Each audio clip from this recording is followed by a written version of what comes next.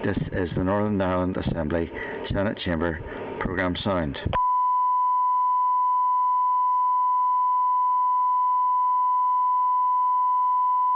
This is the Northern Ireland Assembly Senate Chamber Programme Sound. This is the Northern Ireland Assembly Senate Chamber Programme Sound.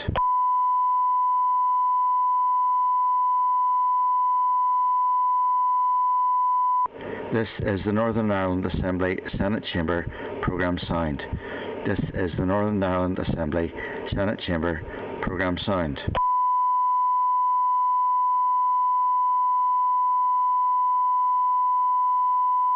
This is the Northern Ireland Assembly Senate Chamber Programme Sound. This is the Northern Ireland Assembly Senate Chamber Programme Sound.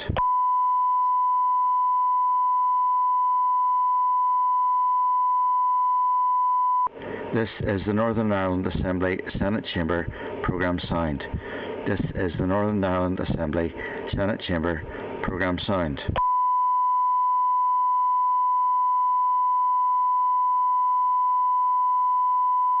This is the Northern Ireland Assembly Senate Chamber Programme Sound. This is the Northern Ireland Assembly Senate Chamber Programme Sound.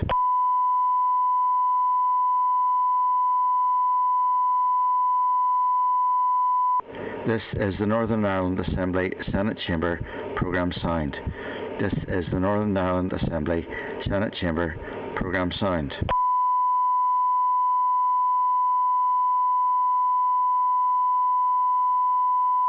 This is the Northern Ireland Assembly Senate Chamber Programme Sound. This is the Northern Ireland Assembly Senate Chamber Programme Sound.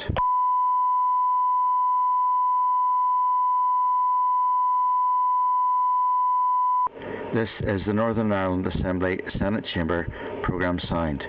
This is the Northern Ireland Assembly Senate Chamber Programme Sound.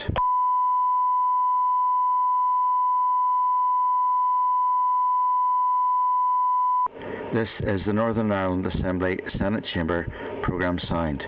This is the Northern Ireland Assembly Senate Chamber Programme Sound.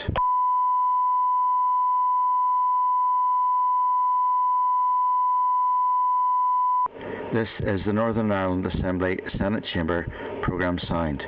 This is the Northern Ireland Assembly Senate Chamber Programme Sound.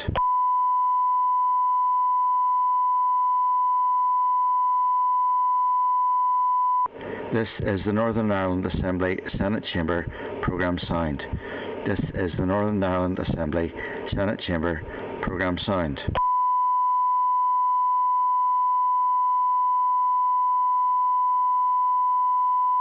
This is the Northern Ireland Assembly Senate Chamber Programme Sound. This is the Northern Ireland Assembly Senate Chamber Programme Sound.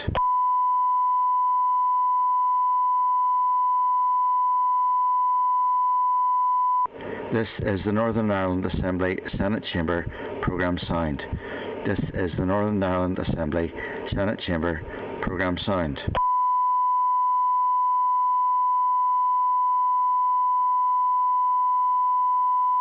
This is the Northern Ireland Assembly Senate Chamber Programme Sound.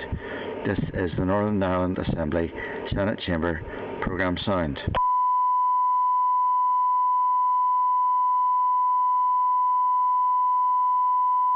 This is the Northern Ireland Assembly Senate Chamber Programme Sound. This is the Northern Ireland Assembly Senate Chamber Programme Sound.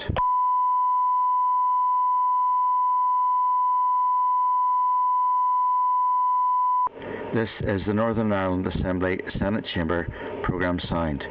This is the Northern Ireland Assembly Senate Chamber Programme Sound.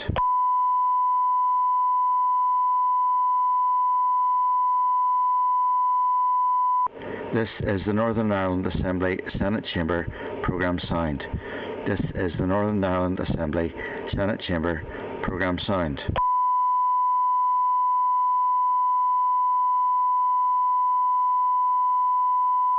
This is the Northern Ireland Assembly Senate Chamber Programme Sound. This is the Northern Ireland Assembly Senate Chamber Programme Sound.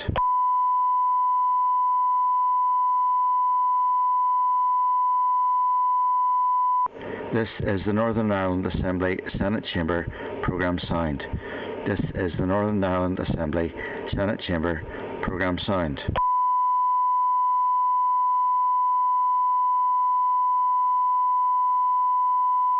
This is the Northern Ireland Assembly Senate Chamber programme sound.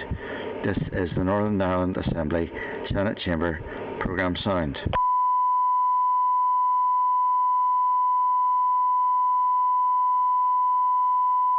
This is the Northern Ireland Assembly Senate Chamber programme sound. This is the Northern Ireland Assembly Senate Chamber programme sound.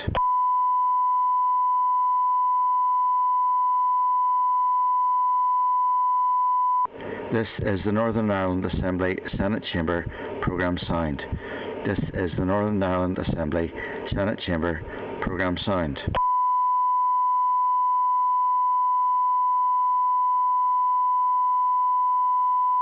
This is the Northern Ireland Assembly Senate Chamber programme sound. This is the Northern Ireland Assembly Senate Chamber programme sound. This is the Northern Ireland Assembly Senate Chamber programme sound. This is the Northern Ireland Assembly Senate Chamber programme sound. This is the Northern Ireland Assembly Senate Chamber programme sound. This is the Northern Ireland Assembly Senate Chamber programme sound. This is the Northern Ireland Assembly Senate Chamber programme sound. This is the Northern Ireland Assembly Senate Chamber programme sound. This is the Northern Ireland Assembly Senate Chamber programme sound.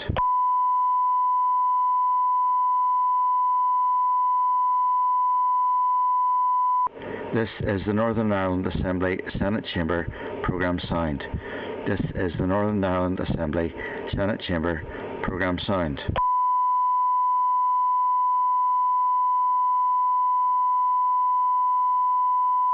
This is the Northern Ireland Assembly Senate Chamber programme sound.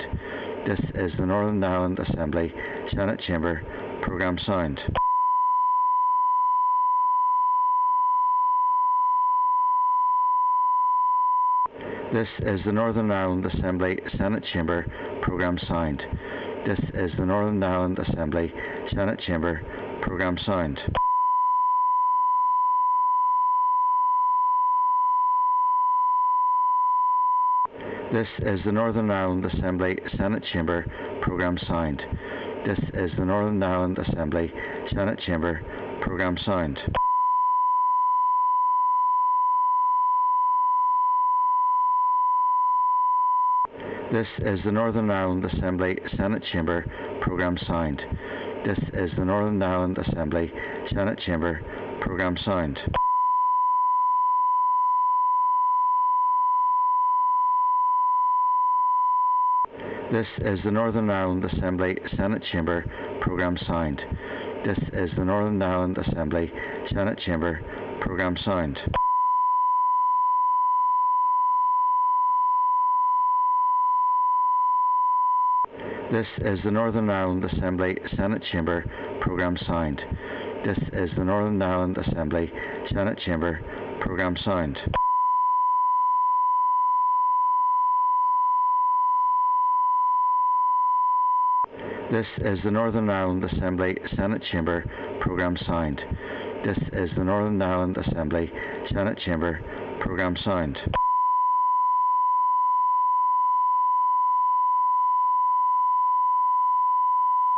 This is the Northern Ireland Assembly Senate Chamber programme sound. This is the Northern Ireland Assembly Senate Chamber programme sound.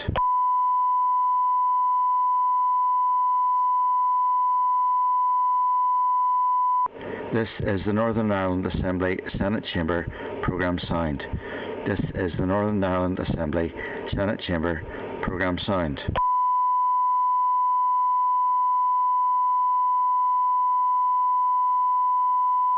This is the Northern Ireland Assembly Senate Chamber programme sound. This is the Northern Ireland Assembly Senate Chamber programme sound.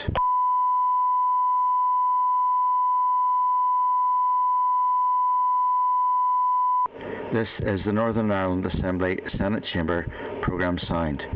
This is the Northern Ireland Assembly Senate Chamber Programme Sound.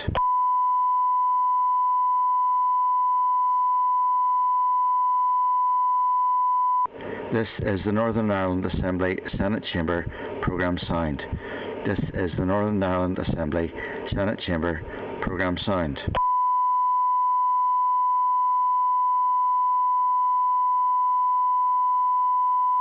This is the Northern Ireland Assembly Senate Chamber Programme Sound.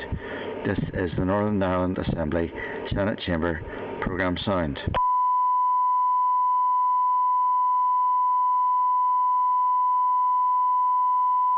This is the Northern Ireland Assembly Senate Chamber Programme Sound. This is the Northern Ireland Assembly Senate Chamber Programme Sound. This is the Northern Ireland Assembly Senate Chamber Programme Sound. This is the Northern Ireland Assembly Senate Chamber Programme Sound. This is the Northern Ireland Assembly Senate Chamber Programme Sound. This is the Northern Ireland Assembly Senate Chamber Programme Sound. This is the Northern Ireland Assembly Senate Chamber Programme Sound. This is the Northern Ireland Assembly Senate Chamber Programme Sound.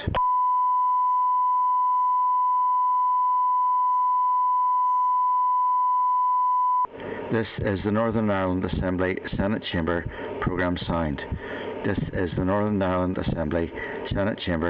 Programme Sound.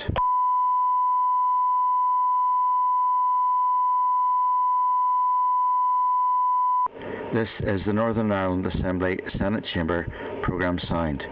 This is the Northern Ireland Assembly Senate Chamber Programme Sound.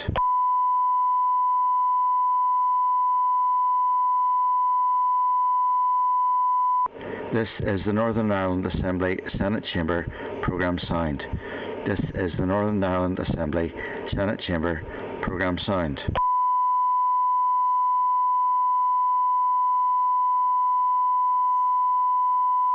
This is the Northern Ireland Assembly Senate Chamber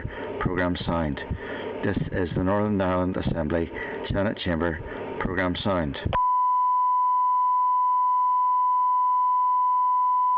Senate Chamber Programme Sound. This is the Northern Ireland Assembly Senate Chamber Programme Sound. This is the Northern Ireland Assembly Senate Chamber Programme Sound. This is the Northern Ireland Assembly Senate Chamber Programme Sound. This is the Northern Ireland Assembly Senate Chamber Programme Sound.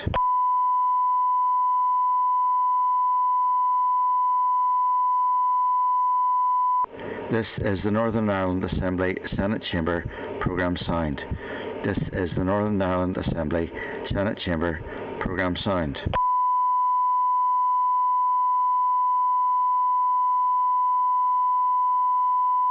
This is the Northern Ireland Assembly Senate Chamber Programme Sound. This is the Northern Ireland Assembly Senate Chamber Programme Sound.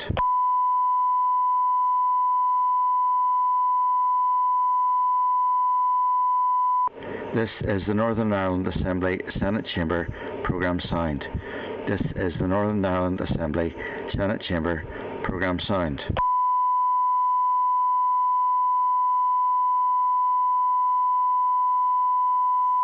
This is the Northern Ireland Assembly Senate Chamber Programme Sound. This is the Northern Ireland Assembly Senate Chamber Programme Sound.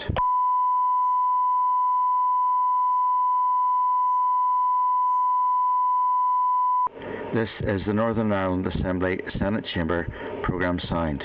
This is the Northern Ireland Assembly Senate Chamber Programme Sound.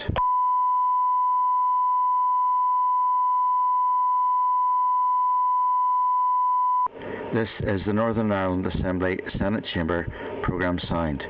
This is the Northern Ireland Assembly Senate Chamber Programme Sound.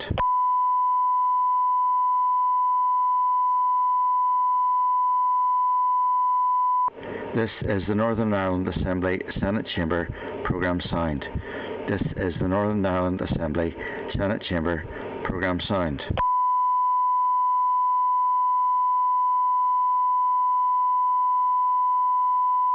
This is the Northern Ireland Assembly Senate Chamber Programme Sound.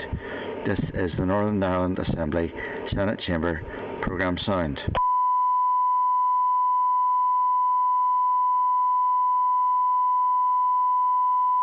This is the Northern Ireland Assembly Senate Chamber Programme Sound. This is the Northern Ireland Assembly Senate Chamber Programme Sound.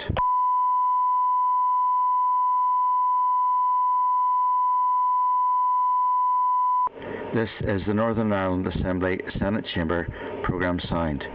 This is the Northern Ireland Assembly Senate Chamber Programme Sound.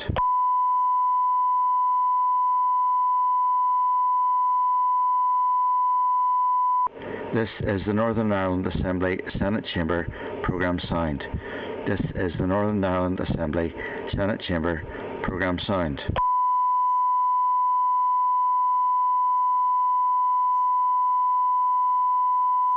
This is the Northern Ireland Assembly Senate Chamber Programme Sound. This is the Northern Ireland Assembly Senate Chamber Programme Sound.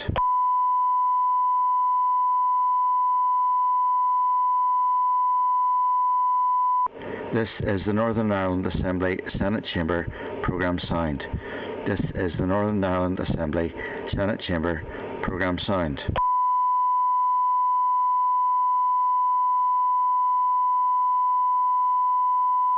This is the Northern Ireland Assembly Senate Chamber Programme Sound.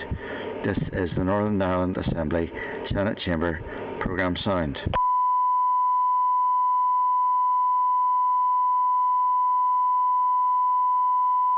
This is the Northern Ireland Assembly Senate Chamber Programme Sound. This is the Northern Ireland Assembly Senate Chamber Programme Sound.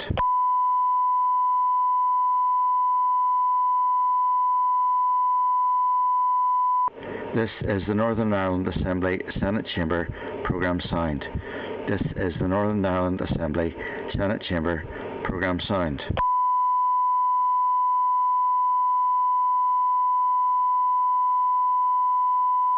This is the Northern Ireland Assembly Senate Chamber Programme Sound. This is the Northern Ireland Assembly Senate Chamber Programme Sound.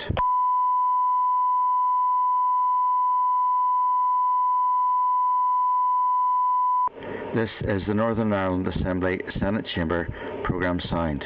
This is the Northern Ireland Assembly Senate Chamber Programme Sound.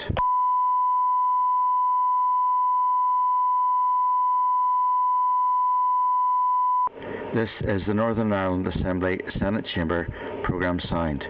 This is the Northern Ireland Assembly Senate Chamber Programme Sound.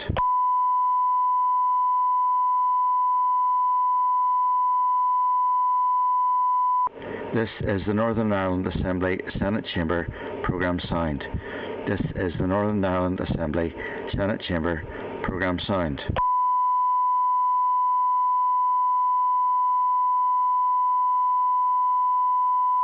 This is the Northern Ireland Assembly Senate Chamber Programme Sound. This is the Northern Ireland Assembly Senate Chamber Programme Sound.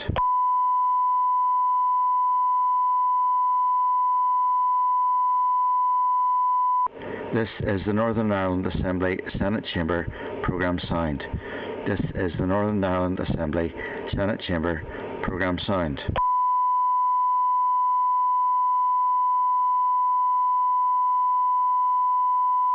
This is the Northern Ireland Assembly Senate Chamber Programme Sound. This is the Northern Ireland Assembly Senate Chamber Programme Sound.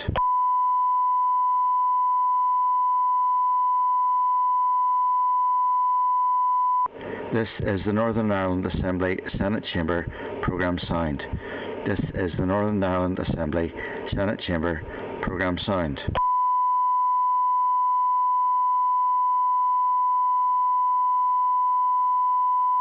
This is the Northern Ireland Assembly Senate Chamber Programme Sound. This is the Northern Ireland Assembly Senate Chamber Programme Sound.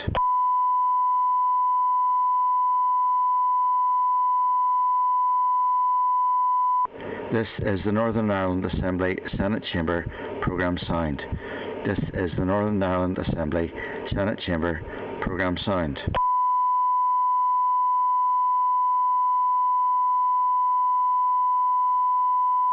This is the Northern Ireland Assembly Senate Chamber programme sound. This is the Northern Ireland Assembly Senate Chamber programme sound.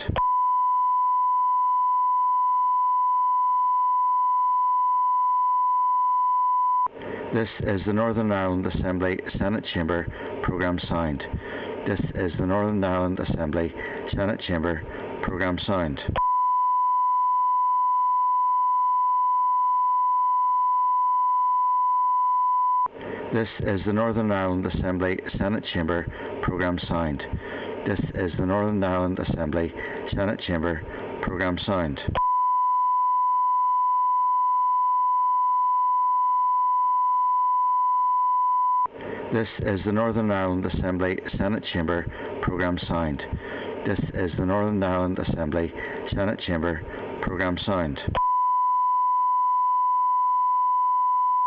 programme sound. This is the Northern Ireland Assembly Senate Chamber programme sound. This is the Northern Ireland Assembly Senate Chamber programme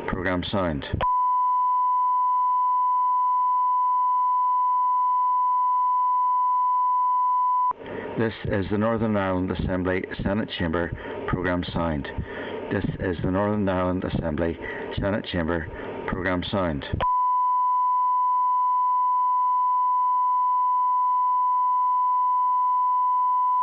This is the Northern Ireland Assembly Senate Chamber programme sound. This is the Northern Ireland Assembly Senate Chamber programme sound.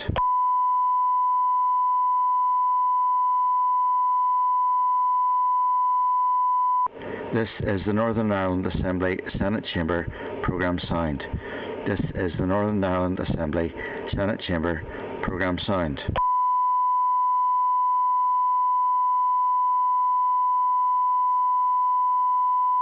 This is the Northern Ireland Assembly Senate Chamber programme sound. This is the Northern Ireland Assembly Senate Chamber programme sound.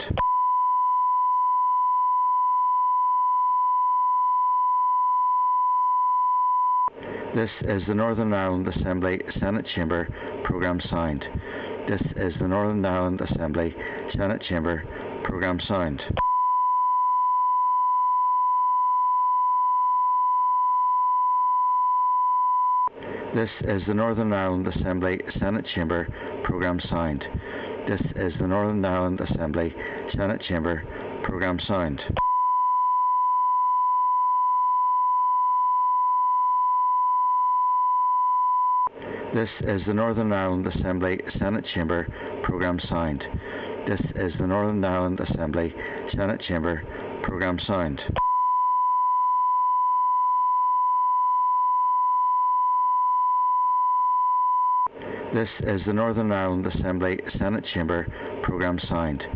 This is the Northern Ireland Assembly Senate Chamber programme sound. This is the Northern Ireland Assembly Senate Chamber programme sound. This is the Northern Ireland Assembly Senate Chamber programme sound. This is the Northern Ireland Assembly Senate Chamber programme sound. This is the Northern Ireland Assembly Senate Chamber programme sound. This is the Northern Ireland Assembly Senate Chamber programme sound. This is the Northern Ireland Assembly Senate Chamber programme sound.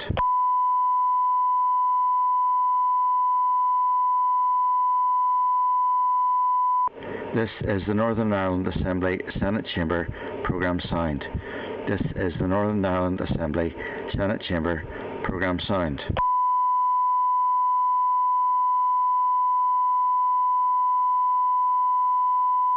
This is the Northern Ireland Assembly Senate Chamber programme sound. This is the Northern Ireland Assembly Senate Chamber programme sound.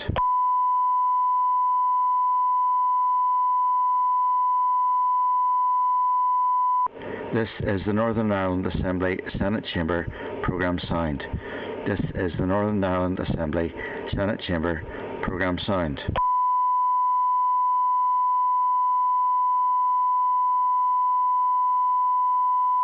This is the Northern Ireland Assembly Senate Chamber Programme Sound. This is the Northern Ireland Assembly Senate Chamber Programme Sound.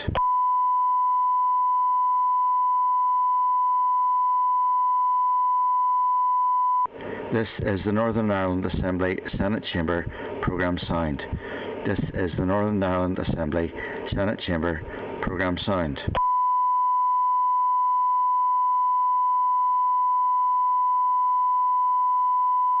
This is the Northern Ireland Assembly Senate Chamber Programme Sound.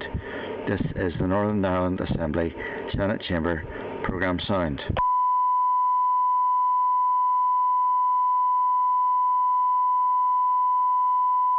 This is the Northern Ireland Assembly Senate Chamber Programme Sound. This is the Northern Ireland Assembly Senate Chamber Programme Sound.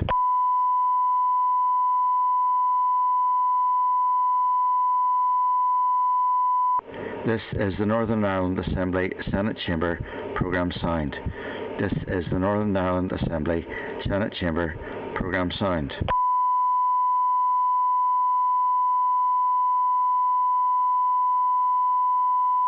This is the Northern Ireland Assembly Senate Chamber Programme Sound.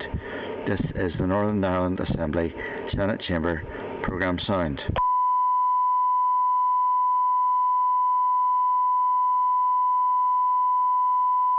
This is the Northern Ireland Assembly Senate Chamber Programme Sound. This is the Northern Ireland Assembly Senate Chamber Programme Sound.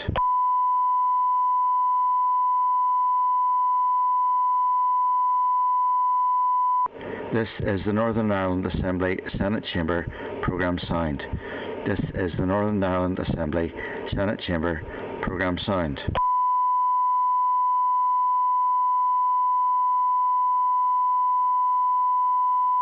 This is the Northern Ireland Assembly Senate Chamber Programme Sound. This is the Northern Ireland Assembly Senate Chamber Programme Sound.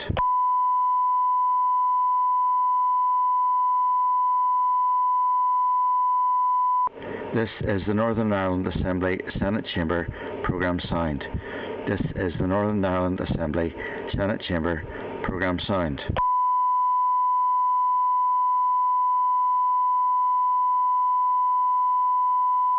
This is the Northern Ireland Assembly Senate Chamber Programme Sound.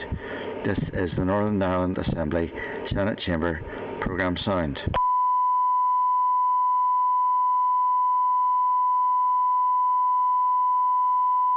This is the Northern Ireland Assembly Senate Chamber Programme Sound. This is the Northern Ireland Assembly Senate Chamber Programme Sound.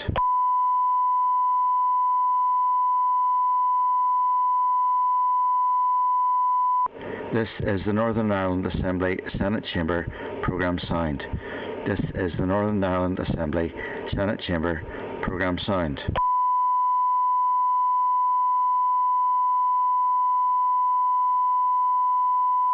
This is the Northern Ireland Assembly Senate Chamber Programme Sound.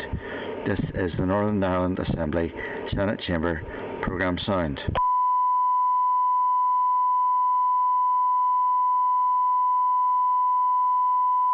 This is the Northern Ireland Assembly Senate Chamber Programme Sound. This is the Northern Ireland Assembly Senate Chamber Programme Sound.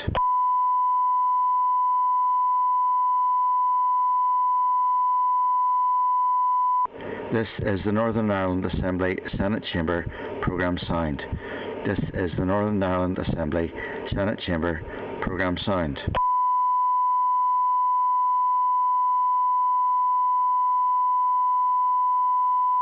This is the Northern Ireland Assembly Senate Chamber Programme Sound.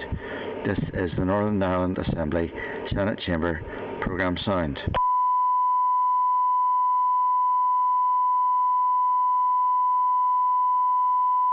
This is the Northern Ireland Assembly Senate Chamber Programme Sound. This is the Northern Ireland Assembly Senate Chamber Programme Sound.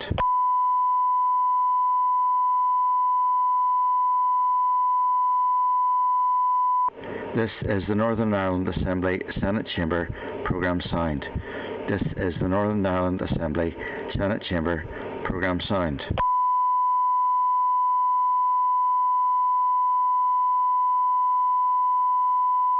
This is the Northern Ireland Assembly Senate Chamber programme sound.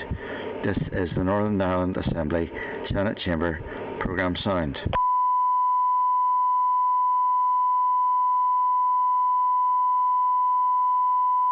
This is the Northern Ireland Assembly Senate Chamber programme sound.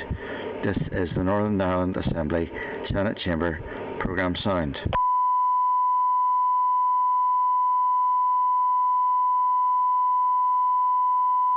This is the Northern Ireland Assembly Senate Chamber programme sound. This is the Northern Ireland Assembly Senate Chamber programme sound.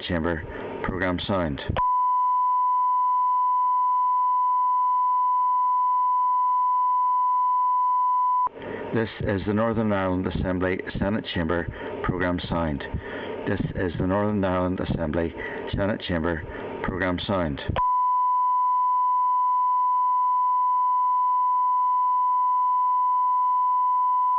This is the Northern Ireland Assembly Senate Chamber programme sound. This is the Northern Ireland Assembly Senate Chamber programme sound.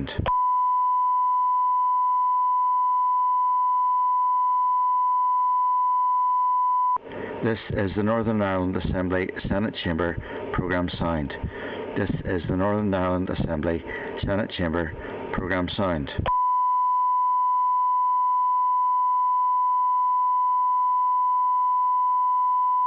This is the Northern Ireland Assembly Senate Chamber programme sound.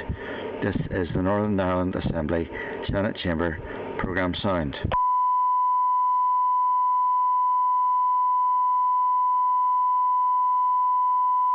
This is the Northern Ireland Assembly Senate Chamber programme sound. This is the Northern Ireland Assembly Senate Chamber programme sound.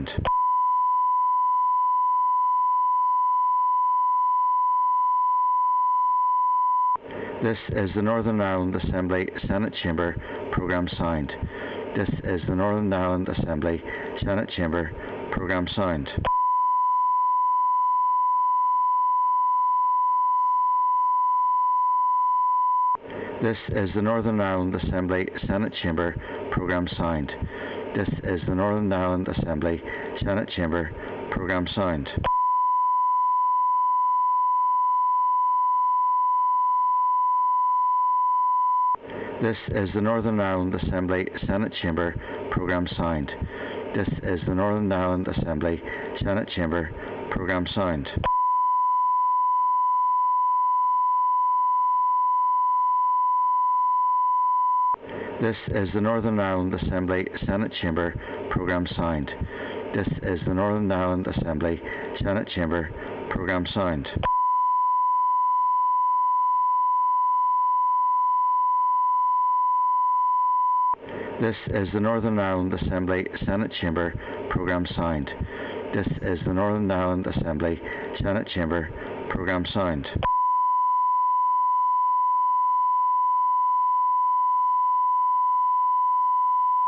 This is the Northern Ireland Assembly Senate Chamber programme sound. This is the Northern Ireland Assembly Senate Chamber programme sound.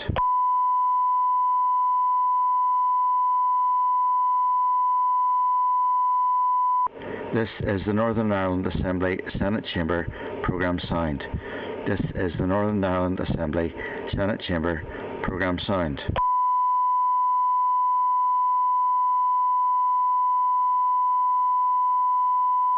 This is the Northern Ireland Assembly Senate Chamber programme sound. This is the Northern Ireland Assembly Senate Chamber programme sound.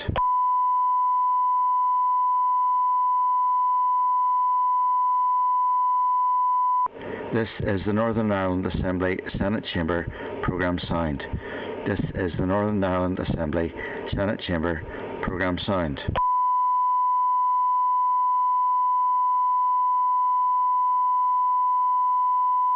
This is the Northern Ireland Assembly Senate Chamber programme sound. This is the Northern Ireland Assembly Senate Chamber programme sound.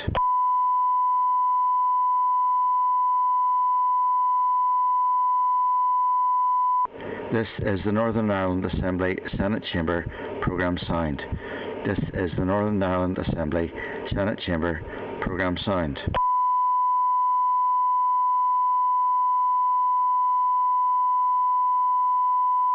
This is the Northern Ireland Assembly Senate Chamber programme sound. This is the Northern Ireland Assembly Senate Chamber programme sound.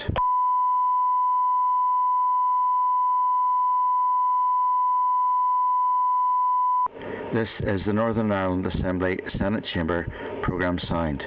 This is the Northern Ireland Assembly Senate Chamber programme sound.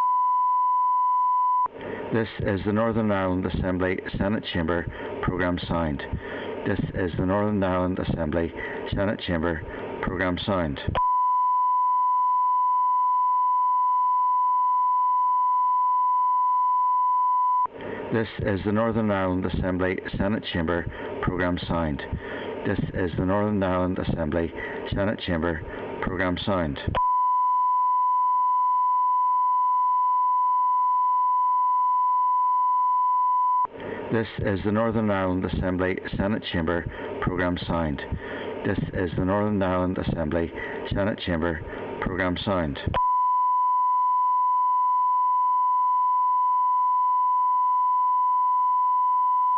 This is the Northern Ireland Assembly Senate Chamber programme sound.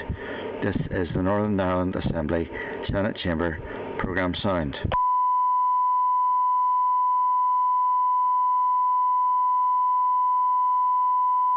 This is the Northern Ireland Assembly Senate Chamber programme sound. This is the Northern Ireland Assembly Senate Chamber programme sound.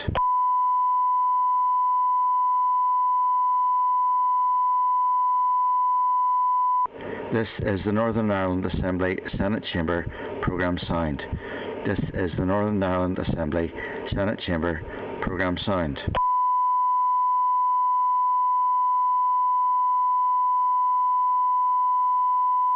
This is the Northern Ireland Assembly Senate Chamber programme sound. This is the Northern Ireland Assembly Senate Chamber programme sound.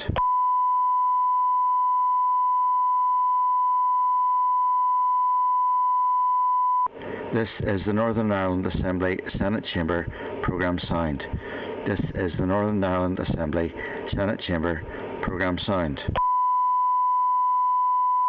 This is the Northern Ireland Assembly Senate Chamber programme sound. This is the Northern Ireland Assembly Senate Chamber programme sound. This is the Northern Ireland Assembly Senate Chamber programme sound.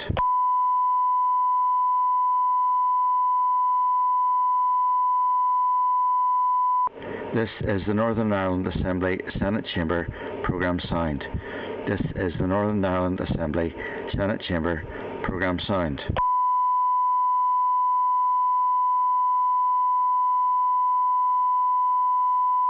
This is the Northern Ireland Assembly Senate Chamber programme sound. This is the Northern Ireland Assembly Senate Chamber programme sound. This is the Northern Ireland Assembly Senate Chamber programme sound. This is the Northern Ireland Assembly Senate Chamber programme sound. This is the Northern Ireland Assembly Senate Chamber programme sound. This is the Northern Ireland Assembly Senate Chamber programme sound.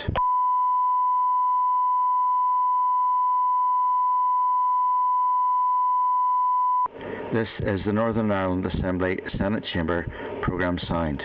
This is the Northern Ireland Assembly Senate Chamber programme sound.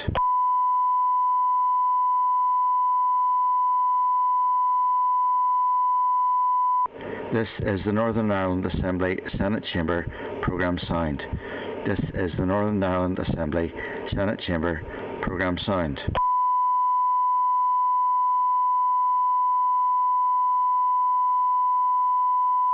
This is the Northern Ireland Assembly Senate Chamber programme sound. This is the Northern Ireland Assembly Senate Chamber programme sound.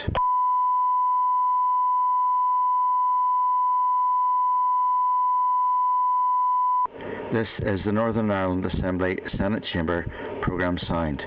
This is the Northern Ireland Assembly Senate Chamber Programme Sound.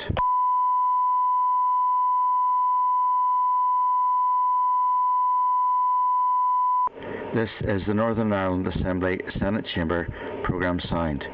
This is the Northern Ireland Assembly Senate Chamber Programme Sound.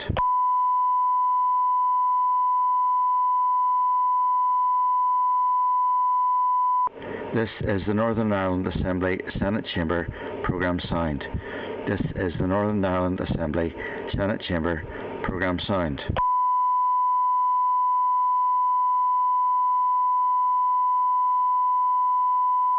This is the Northern Ireland Assembly Senate Chamber Programme Sound. This is the Northern Ireland Assembly Senate Chamber Programme Sound.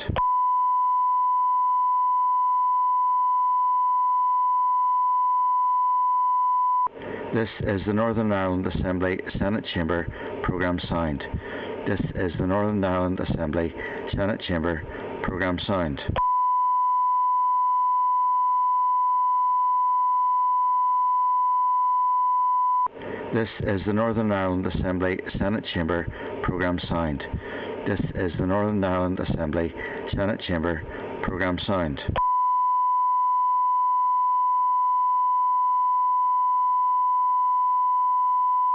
This is the Northern Ireland Assembly Senate Chamber Programme Sound. This is the Northern Ireland Assembly Senate Chamber Programme Sound.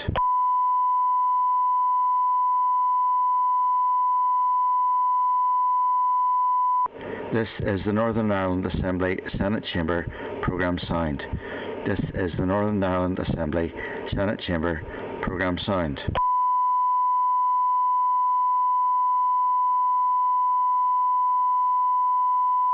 This is the Northern Ireland Assembly Senate Chamber Programme Sound.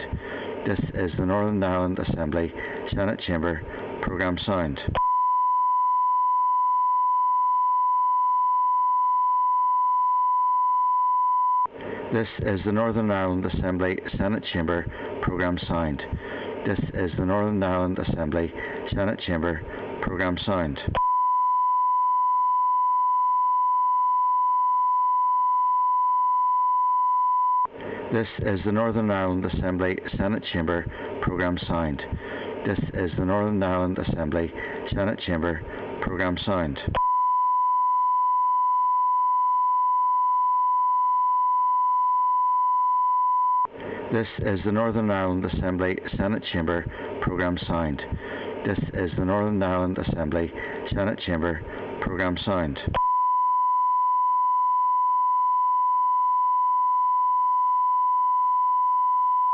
This is the Northern Ireland Assembly Senate Chamber Programme Sound. This is the Northern Ireland Assembly Senate Chamber Programme Sound.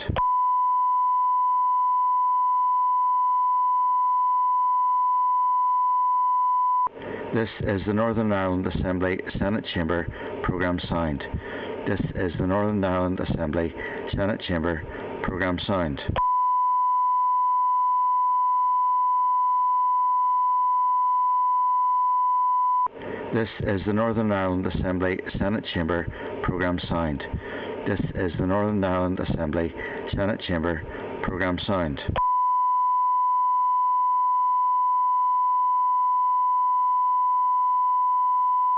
This is the Northern Ireland Assembly Senate Chamber Programme Sound. This is the Northern Ireland Assembly Senate Chamber Programme Sound.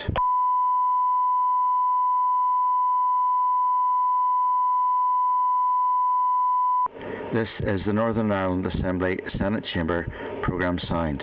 This is the Northern Ireland Assembly Senate Chamber Programme Sound.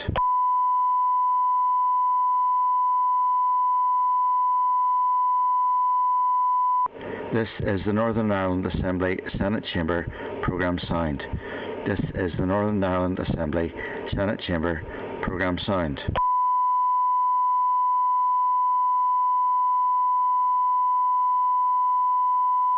This is the Northern Ireland Assembly Senate Chamber Programme Sound. This is the Northern Ireland Assembly Senate Chamber Programme Sound.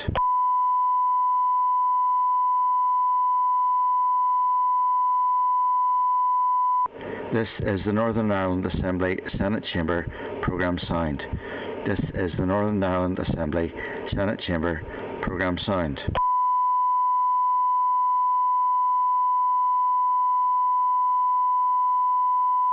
This is the Northern Ireland Assembly Senate Chamber programme sound. This is the Northern Ireland Assembly Senate Chamber programme sound.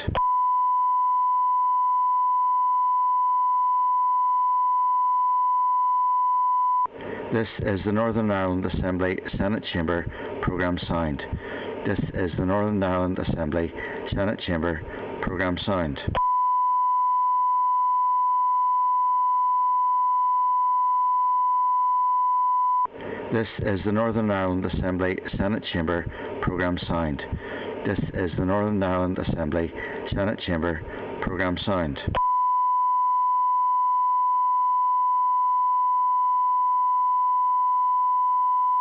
This is the Northern Ireland Assembly Senate Chamber programme sound. This is the Northern Ireland Assembly Senate Chamber programme sound. This is the Northern Ireland Assembly Senate Chamber programme sound. This is the Northern Ireland Assembly Senate Chamber programme sound.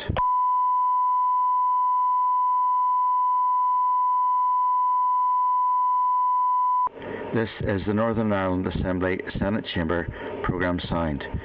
This is the Northern Ireland Assembly Senate Chamber programme sound.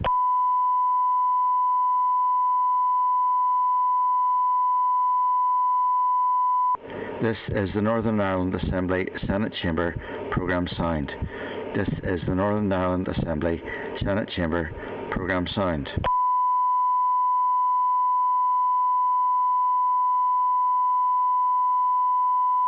This is the Northern Ireland Assembly Senate Chamber programme sound.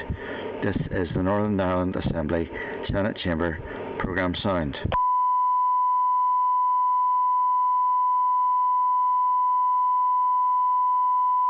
This is the Northern Ireland Assembly Senate Chamber programme sound. This is the Northern Ireland Assembly Senate Chamber programme sound. This is the Northern Ireland Assembly Senate Chamber programme sound. This is the Northern Ireland Assembly Senate Chamber programme sound.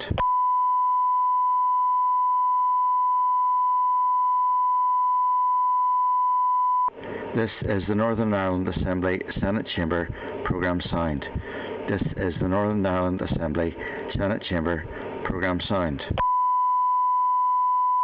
This is the Northern Ireland Assembly Senate Chamber programme sound. This is the Northern Ireland Assembly Senate Chamber programme sound. This is the Northern Ireland Assembly Senate Chamber programme sound.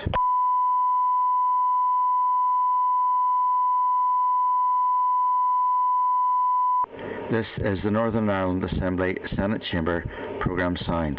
This is the Northern Ireland Assembly Senate Chamber programme sound. This is the Northern Ireland Assembly Senate Chamber programme sound.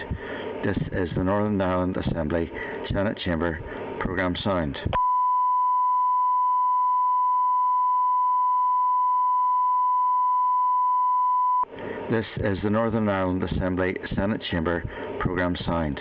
This is the Northern Ireland Assembly Senate Chamber programme sound.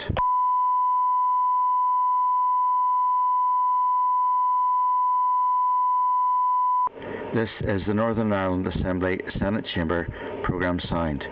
This is the Northern Ireland Assembly Senate Chamber programme sound.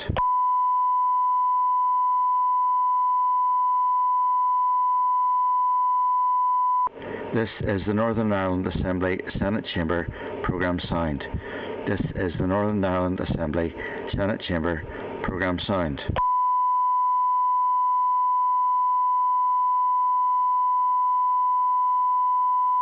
This is the Northern Ireland Assembly Senate Chamber programme sound. This is the Northern Ireland Assembly Senate Chamber programme sound.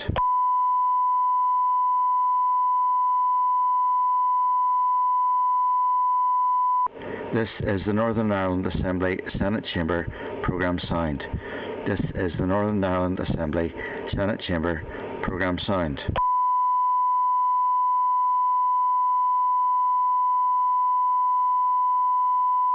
This is the Northern Ireland Assembly Senate Chamber Programme Sound. This is the Northern Ireland Assembly Senate Chamber Programme Sound.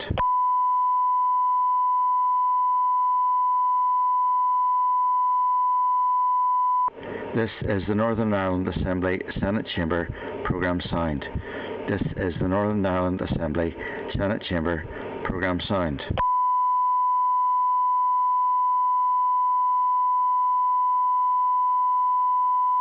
This is the Northern Ireland Assembly Senate Chamber Programme Sound. This is the Northern Ireland Assembly Senate Chamber Programme Sound.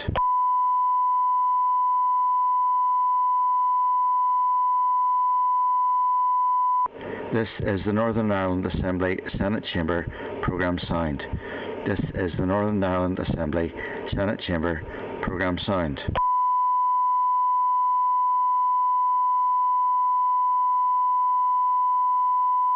This is the Northern Ireland Assembly Senate Chamber Programme Sound.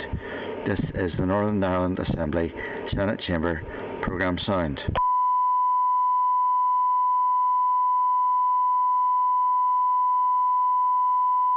This is the Northern Ireland Assembly Senate Chamber Programme Sound. This is the Northern Ireland Assembly Senate Chamber Programme Sound.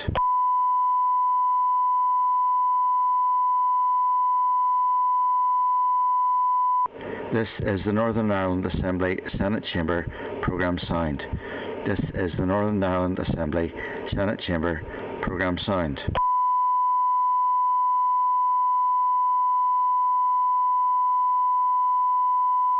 This is the Northern Ireland Assembly Senate Chamber Programme Sound. This is the Northern Ireland Assembly Senate Chamber Programme Sound.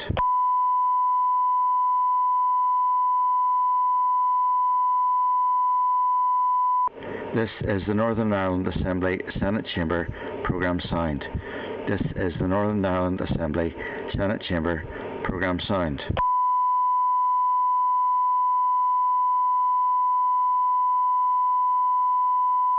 This is the Northern Ireland Assembly Senate Chamber Programme Sound. This is the Northern Ireland Assembly Senate Chamber Programme Sound.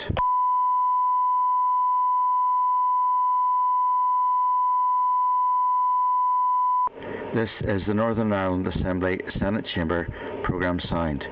This is the Northern Ireland Assembly Senate Chamber Programme Sound.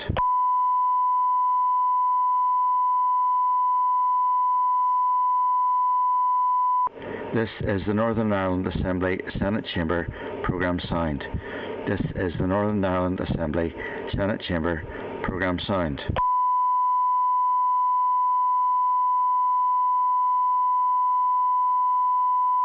This is the Northern Ireland Assembly Senate Chamber Programme Sound. This is the Northern Ireland Assembly Senate Chamber Programme Sound.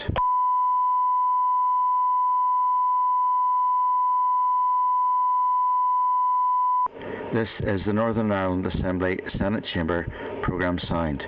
This is the Northern Ireland Assembly Senate Chamber Programme Sound.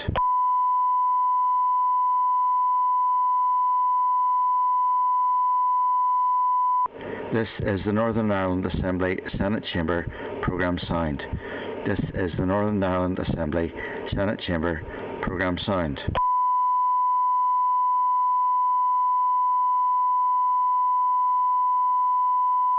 This is the Northern Ireland Assembly Senate Chamber Programme Sound.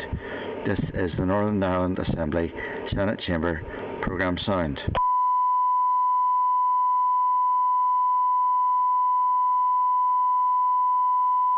This is the Northern Ireland Assembly Senate Chamber Programme Sound. This is the Northern Ireland Assembly Senate Chamber Programme Sound.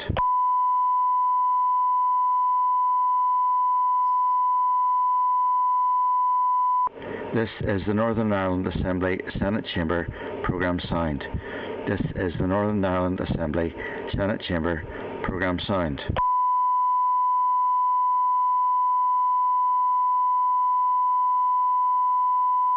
This is the Northern Ireland Assembly Senate Chamber Programme Sound. This is the Northern Ireland Assembly Senate Chamber Programme Sound.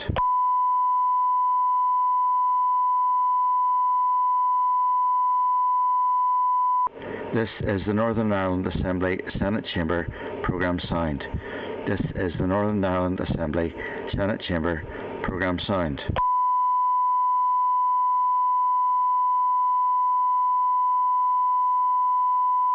This is the Northern Ireland Assembly Senate Chamber Programme Sound. This is the Northern Ireland Assembly Senate Chamber Programme Sound.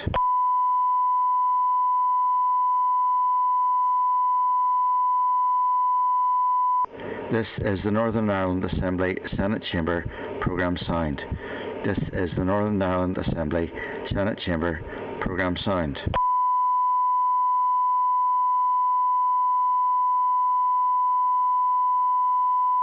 This is the Northern Ireland Assembly Senate Chamber Programme Sound. This is the Northern Ireland Assembly Senate Chamber Programme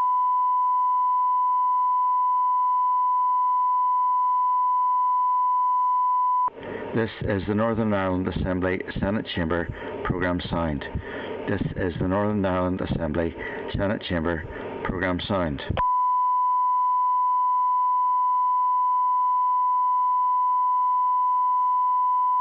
This is the Northern Ireland Assembly Senate Chamber Programme Sound. This is the Northern Ireland Assembly Senate Chamber Programme Sound.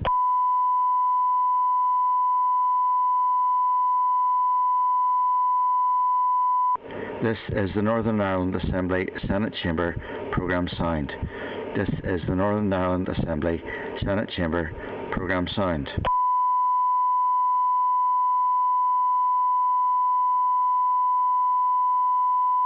This is the Northern Ireland Assembly Senate Chamber Programme Sound. This is the Northern Ireland Assembly Senate Chamber Programme Sound.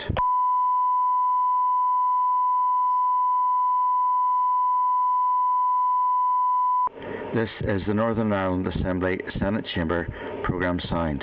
This is the Northern Ireland Assembly Senate Chamber Programme Sound.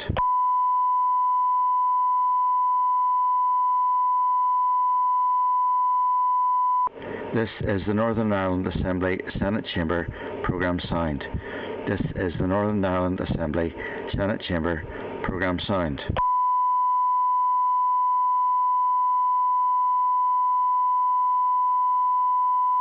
This is the Northern Ireland Assembly Senate Chamber Programme Sound. This is the Northern Ireland Assembly Senate Chamber Programme Sound.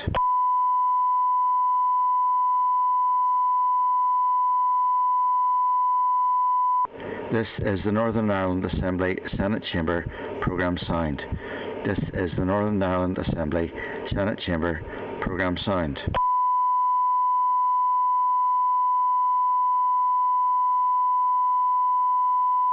This is the Northern Ireland Assembly Senate Chamber Programme Sound.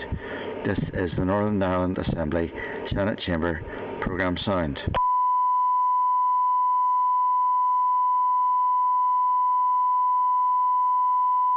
This is the Northern Ireland Assembly Senate Chamber Programme Sound. This is the Northern Ireland Assembly Senate Chamber Programme Sound.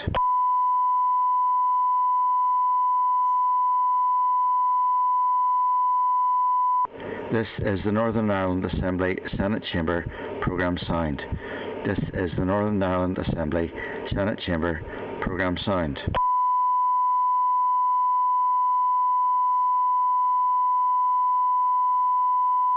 This is the Northern Ireland Assembly Senate Chamber Programme Sound. This is the Northern Ireland Assembly Senate Chamber Programme Sound.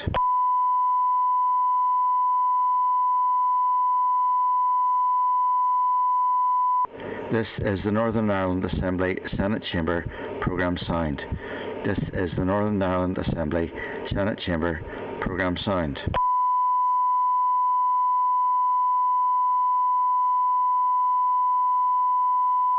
This is the Northern Ireland Assembly Senate Chamber Programme Sound. This is the Northern Ireland Assembly Senate Chamber Programme Sound.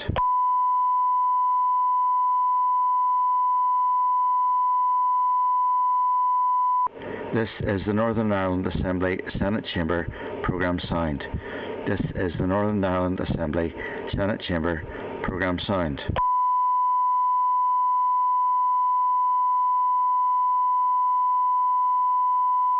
This is the Northern Ireland Assembly Senate Chamber programme sound. This is the Northern Ireland Assembly Senate Chamber programme sound.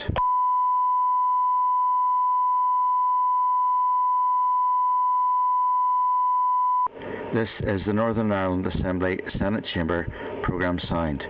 This is the Northern Ireland Assembly Senate Chamber programme sound. This is the Northern Ireland Assembly Senate Chamber programme sound. This is the Northern Ireland Assembly Senate Chamber programme sound. This is the Northern Ireland Assembly Senate Chamber programme sound. This is the Northern Ireland Assembly Senate Chamber programme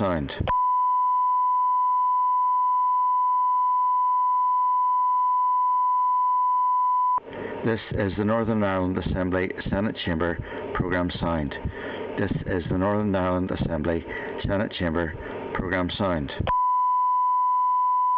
sound. This is the Northern Ireland Assembly Senate Chamber programme sound.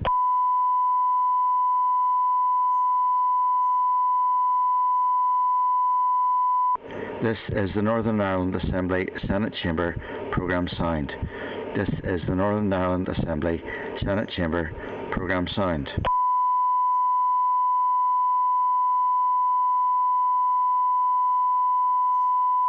This is the Northern Ireland Assembly Senate Chamber programme sound. This is the Northern Ireland Assembly Senate Chamber programme sound.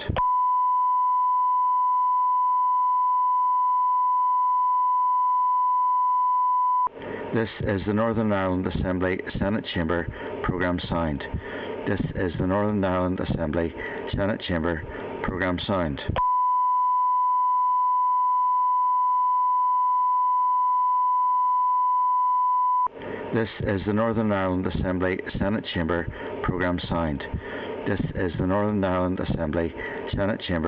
programme sound.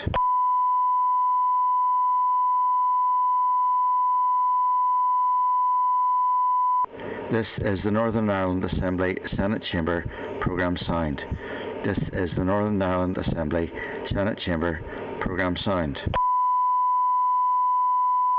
is the Northern Ireland Assembly Senate Chamber programme sound. This is the Northern Ireland Assembly Senate Chamber programme sound. This is the Northern Ireland Assembly Senate Chamber programme sound.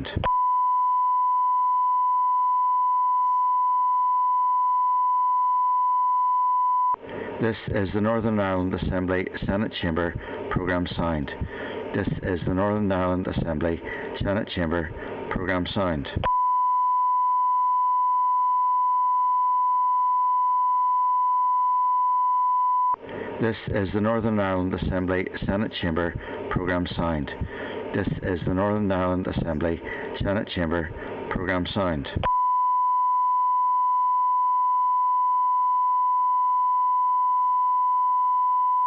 This is the Northern Ireland Assembly Senate Chamber programme sound. This is the Northern Ireland Assembly Senate Chamber programme sound.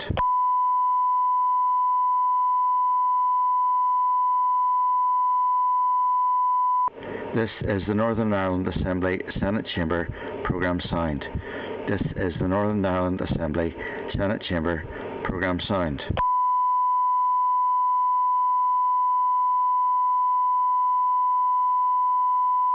This is the Northern Ireland Assembly Senate Chamber programme sound. This is the Northern Ireland Assembly Senate Chamber programme sound.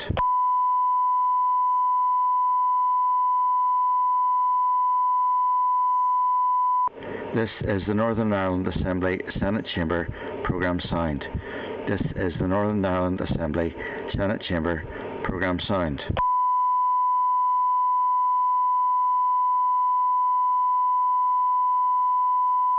This is the Northern Ireland Assembly Senate Chamber Programme Sound. This is the Northern Ireland Assembly Senate Chamber Programme Sound.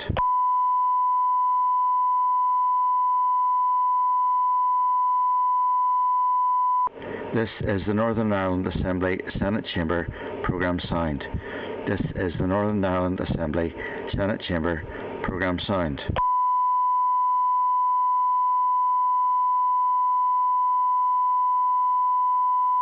This is the Northern Ireland Assembly Senate Chamber Programme Sound. This is the Northern Ireland Assembly Senate Chamber Programme Sound.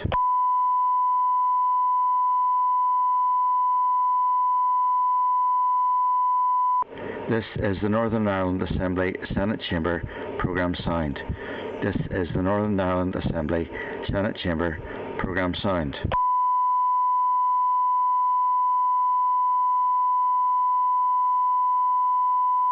This is the Northern Ireland Assembly Senate Chamber Programme Sound. This is the Northern Ireland Assembly Senate Chamber Programme Sound.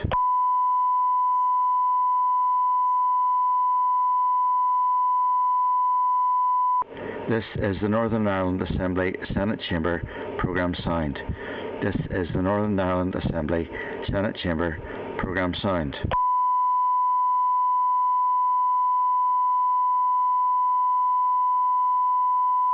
This is the Northern Ireland Assembly Senate Chamber Programme Sound.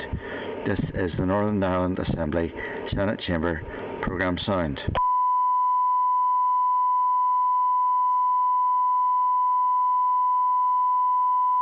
This is the Northern Ireland Assembly Senate Chamber Programme Sound. This is the Northern Ireland Assembly Senate Chamber Programme Sound.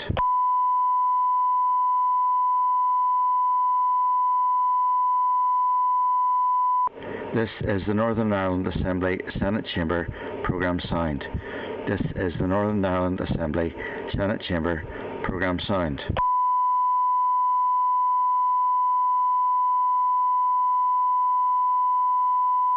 This is the Northern Ireland Assembly Senate Chamber Programme Sound.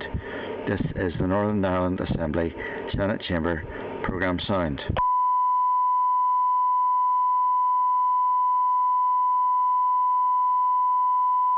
This is the Northern Ireland Assembly Senate Chamber Programme Sound.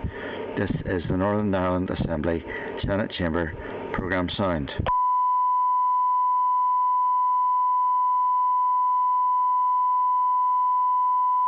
This is the Northern Ireland Assembly Senate Chamber Programme Sound. This is the Northern Ireland Assembly Senate Chamber Programme Sound.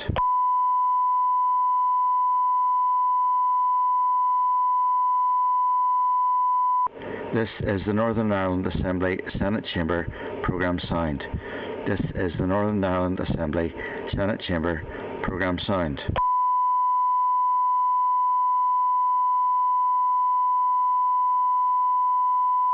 This is the Northern Ireland Assembly Senate Chamber Programme Sound. This is the Northern Ireland Assembly Senate Chamber Programme Sound.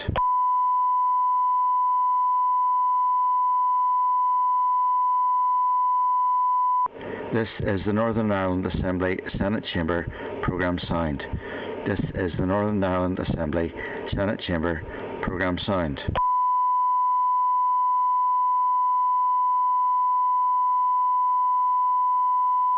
This is the Northern Ireland Assembly Senate Chamber Programme Sound. This is the Northern Ireland Assembly Senate Chamber Programme Sound.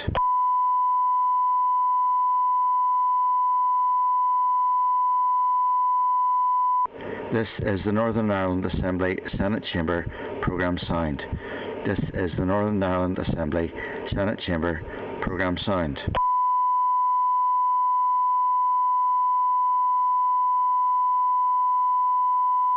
This is the Northern Ireland Assembly Senate Chamber Programme Sound. This is the Northern Ireland Assembly Senate Chamber Programme Sound.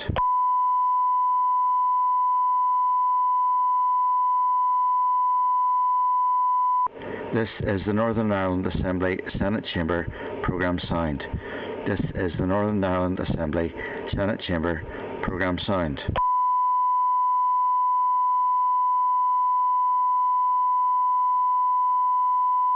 This is the Northern Ireland Assembly Senate Chamber programme sound. This is the Northern Ireland Assembly Senate Chamber programme sound.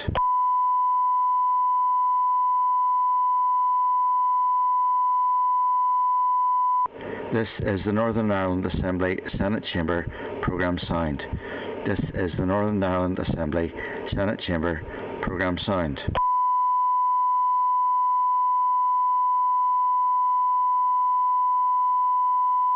This is the Northern Ireland Assembly Senate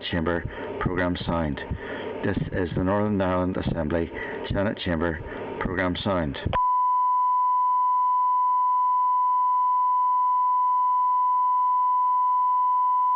This is the Northern Ireland Assembly Senate Chamber programme sound. This is the Northern Ireland Assembly Senate Chamber programme sound. This is the Northern Ireland Assembly Senate Chamber programme sound. This is the Northern Ireland Assembly Senate Chamber programme sound. This is the Northern Ireland Assembly Senate Chamber programme sound. This is the Northern Ireland Assembly Senate Chamber programme sound. This is the Northern Ireland Assembly Senate Chamber programme sound. This is the Northern Ireland Assembly Senate Chamber programme sound. This is the Northern Ireland Assembly Senate Chamber programme sound. This is the Northern Ireland Assembly Senate Chamber programme sound.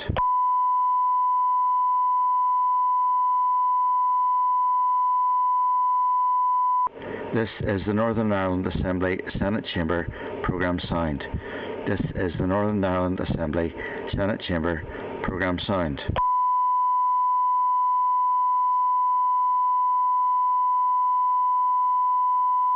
This is the Northern Ireland Assembly Senate Chamber programme sound. This is the Northern Ireland Assembly Senate Chamber programme sound.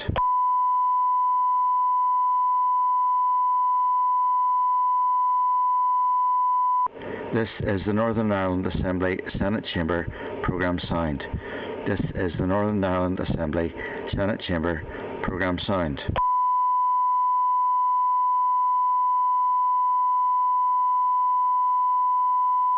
This is the Northern Ireland Assembly Senate Chamber programme sound. This is the Northern Ireland Assembly Senate Chamber programme sound. This is the Northern Ireland Assembly Senate Chamber programme sound. This is the Northern Ireland Assembly Senate Chamber programme sound. This is the Northern Ireland Assembly Senate Chamber programme sound.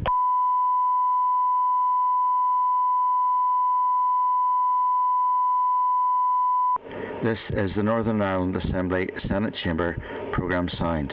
This is the Northern Ireland Assembly Senate Chamber programme sound.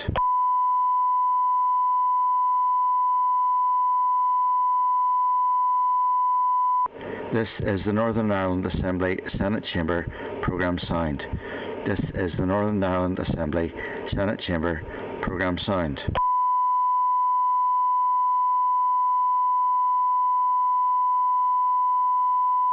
This is the Northern Ireland Assembly Senate Chamber programme sound. This is the Northern Ireland Assembly Senate Chamber programme sound.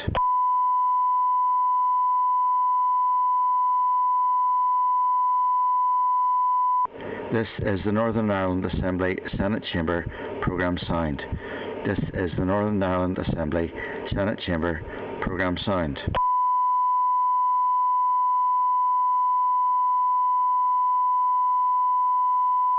This is the Northern Ireland Assembly Senate Chamber programme sound. This is the Northern Ireland Assembly Senate Chamber programme sound.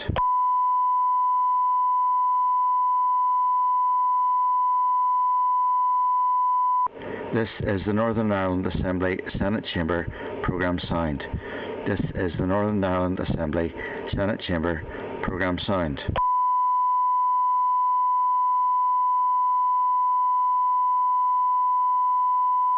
This is the Northern Ireland Assembly Senate Chamber programme sound. This is the Northern Ireland Assembly Senate Chamber programme sound.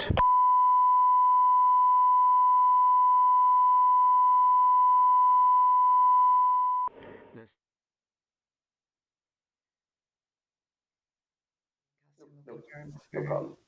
I'll let you red button us. We're live. Thank you. Thank you. Okay, committee, we're now back in public session, and agenda item 9 is our oral briefing from the Integrated Education Bill sponsor, Kelly Armstrong, MLA.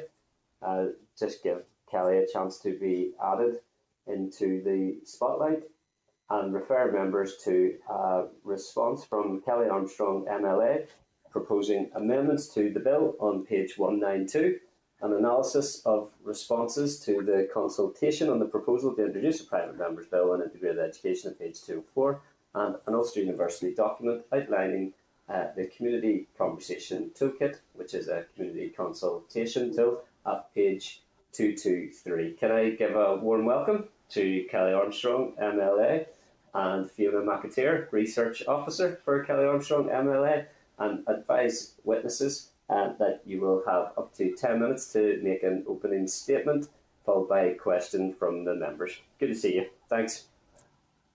Thank you very much, Chair. Hopefully you can hear me okay, yeah?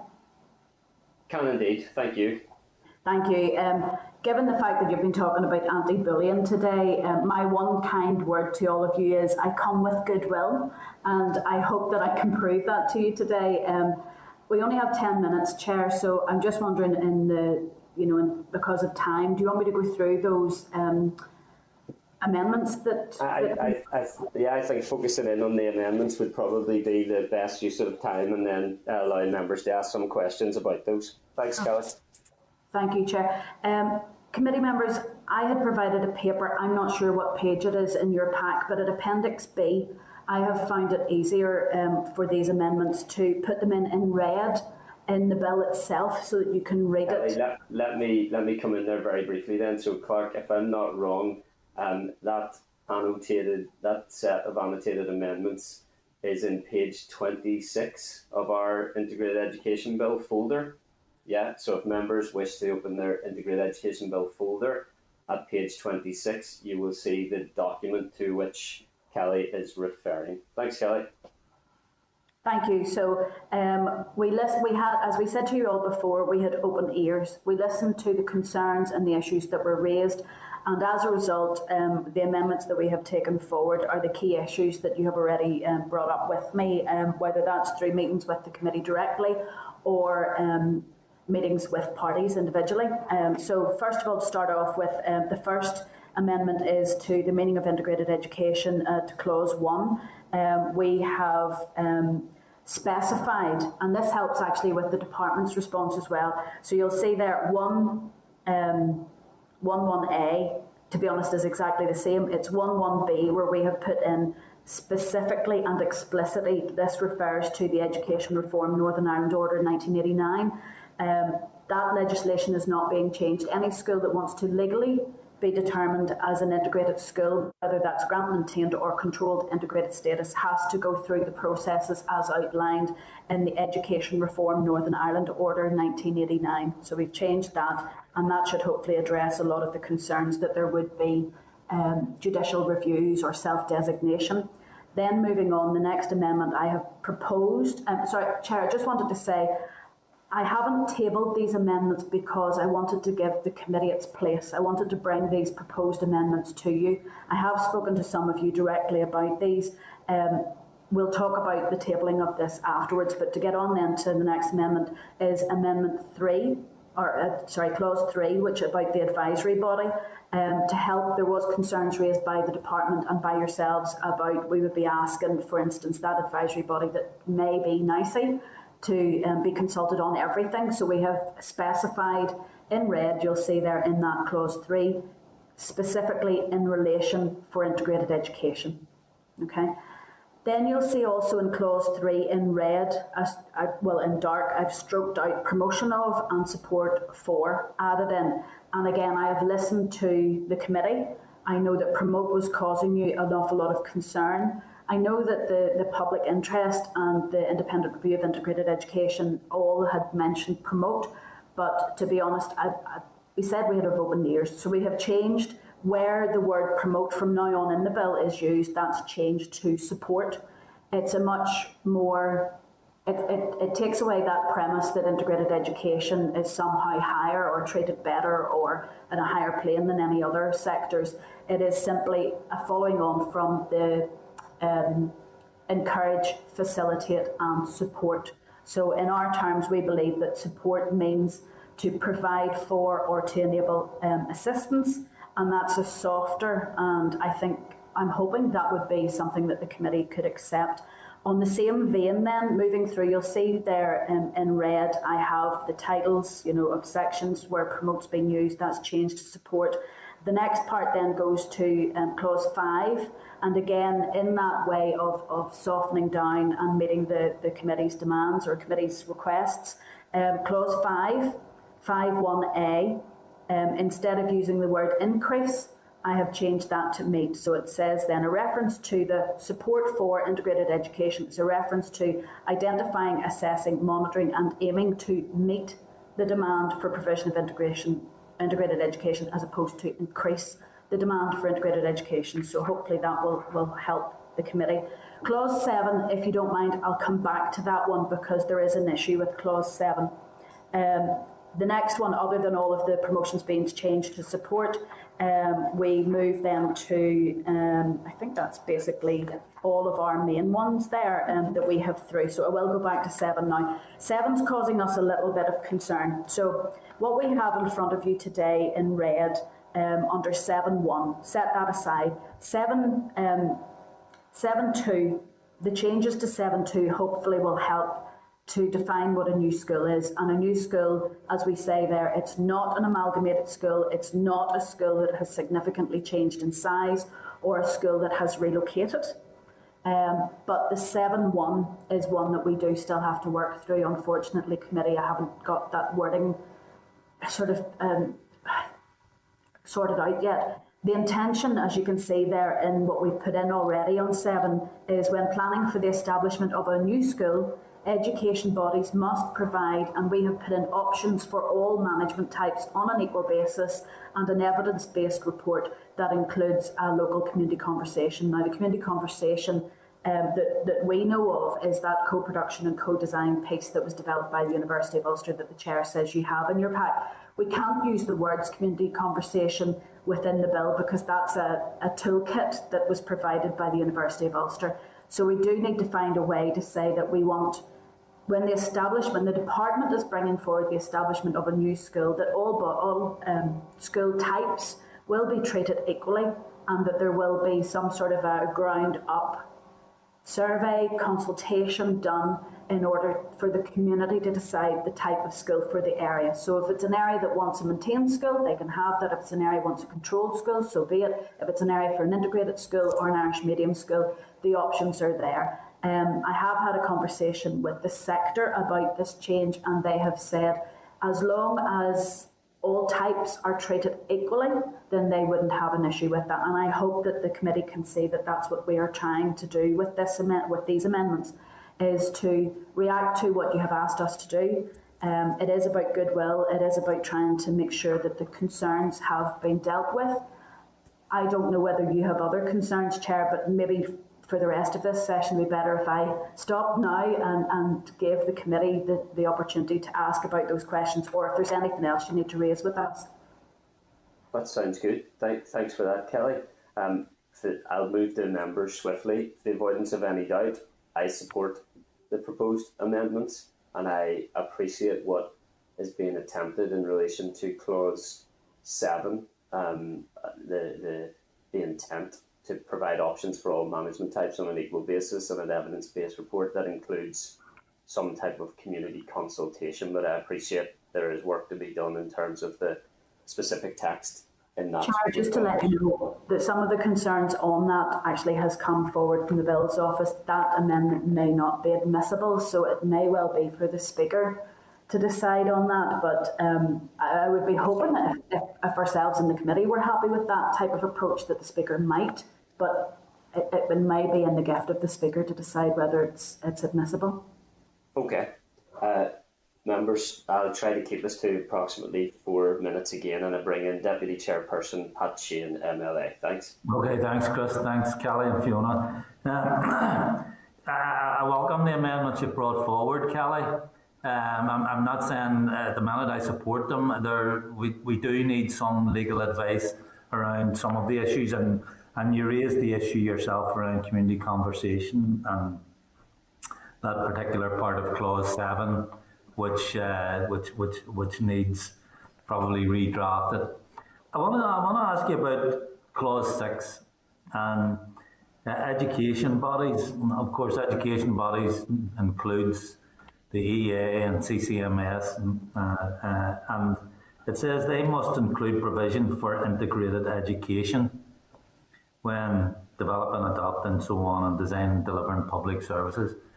So could you explain, give me an example of the outworkings of that, how that would work, and why the CCMS in particular would have some sort of duty in regard to that clause? Okay. Thanks. The reason, the general duty that's contained in Clause 6 is because the education bodies that are listed on the bill are the managing authorities. So there isn't a managing authority for integrated education. So when you're developing, adopting, implementing or revising policies, strategies and plans, and designing and delivering public services such as school transport, school meals, special education provision, all of those need to be covered by someone. So we're saying that the department would be in charge of that, but its education bodies must include provision for integrated education when they're doing their planning for those types of services. Yeah, and CCMS was included because it's already on the statute books as defined as an education body. That we didn't single them out. No. It was because they're already defined. Okay, but would that place a duty? And I suppose I'm specifically focusing here on CCMS. So their responsibility is the management of their schools, the schools that come under their authority. Why would they, for example, have to have an input into, for example, transport to an integrated school? All education, those EA and CCMS are management bodies, or management authorities, sorry, so that's what they do. That's part of their role. I think the EA has more of the control, of course, over about the school transport. Yeah. But they are managing authorities. And are you saying, Kelly, that this clause 6 actually doesn't really change anything? When we met with CCMS, we did ask them. They already, Jerry Campbell, said very clearly to us, they already have a statutory duty to encourage and facilitate, and they do that without it causing a lot of difficulties for CCMS. They work with integrated education through the shared education facilities, or if there's any of the, if you want to keep me right in my terminology, whenever the A levels, if schools are sharing across sites, what's that called? The entitlement framework. Apologies. So they already have that working relationship. This is more about when planning for, policies. So if, for instance, there was a new policy that came out on transport or special education needs provision or whatever that could be, that's where that's brought in as a general duty. It's not specifically to replace what CCMS does for their own, maintained schools, or EA for their own controlled schools, although EA does have a significant number of controlled integrated schools anyway that they would be in charge of. But if the committee feels that needs to be updated or tightened up to explain that more, we can look at that, or the committee could look at that. Yeah. Okay. Thanks for that. That's all I have, Kelly. Thanks. Thanks. Thanks, Chair. Thanks, Pat. Robin, for 4 minutes. Thanks, please. Thank you very much, Chair. And could I, first of all, Kelly, just maybe try to tease out the question of the Deputy Chair there? Perhaps could you define for me the education bodies? Mm-hmm. It is in clause, yeah. It's in clause 1.3. the education bodies are defined, and they're defined in legislation. Yeah, it's also in clause 13, so it's the Department of Education, the Education Authority, the Council for Catholic Maintained Schools, the Northern Ireland Council for Curriculum, Examinations and Assessment, and the East Council for Northern Ireland. So those are the education bodies already defined in statute. Outside of this legislation, and that we were advised that, or well, the drafter advised that they're the bodies that are in statute, so they're the ones that we had to include.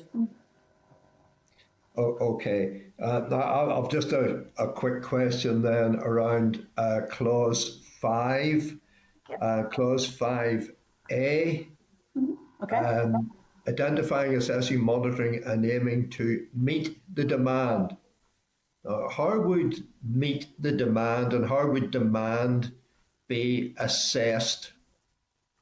Well, that would be, we haven't done that in this bill, Robin, because that will be up to the professionals within the department to define that. So we have said that the reference, we've changed the words obviously to support, a reference to the support for integrated education is a reference to identifying, assessing, monitoring and aiming to meet demand. So that identifying, assessing and monitoring will be defined by the department. We have deliberately ensured within this bill that we're not preempting what the department already does. So as part of area planning, if they're considering whether schools are, there's demand there and how they assess that, that's for within the department. Robin, NICE already do it as well, so they already have a mechanism, so the department could ask NICE, to help in that role, because they already look at the demand. Okay, two things. You know that I support integrated education and that my children were educated at an integrated school. That school was Methody, second level education. Methody met my demand for education, and I believe that across the whole of Northern Ireland, there are schools from the sectors who are meeting the demand for parents for integrated education. At the other end of the scale, when surveys are done, huge figures are saying, very high percentages are saying, yes, I want my children to be integrated, to attend an integrated education establishment.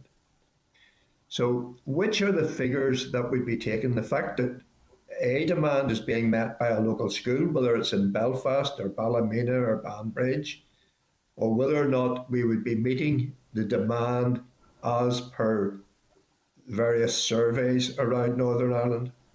Well, I would say that it would be very unfair to say to integrated movement that the demand is being met by the schools that are currently in existence, because, for instance, in my own area, there are up to 200 children per year who cannot access integrated education because there are not enough places for them in the area.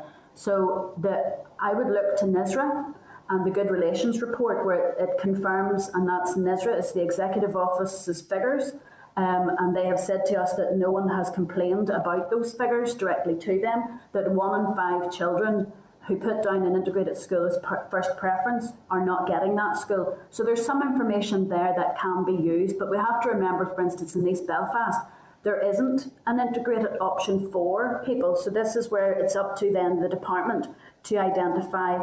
We're giving them the opportunity to identify what source they will use, assess and monitor with the aim to meet demand.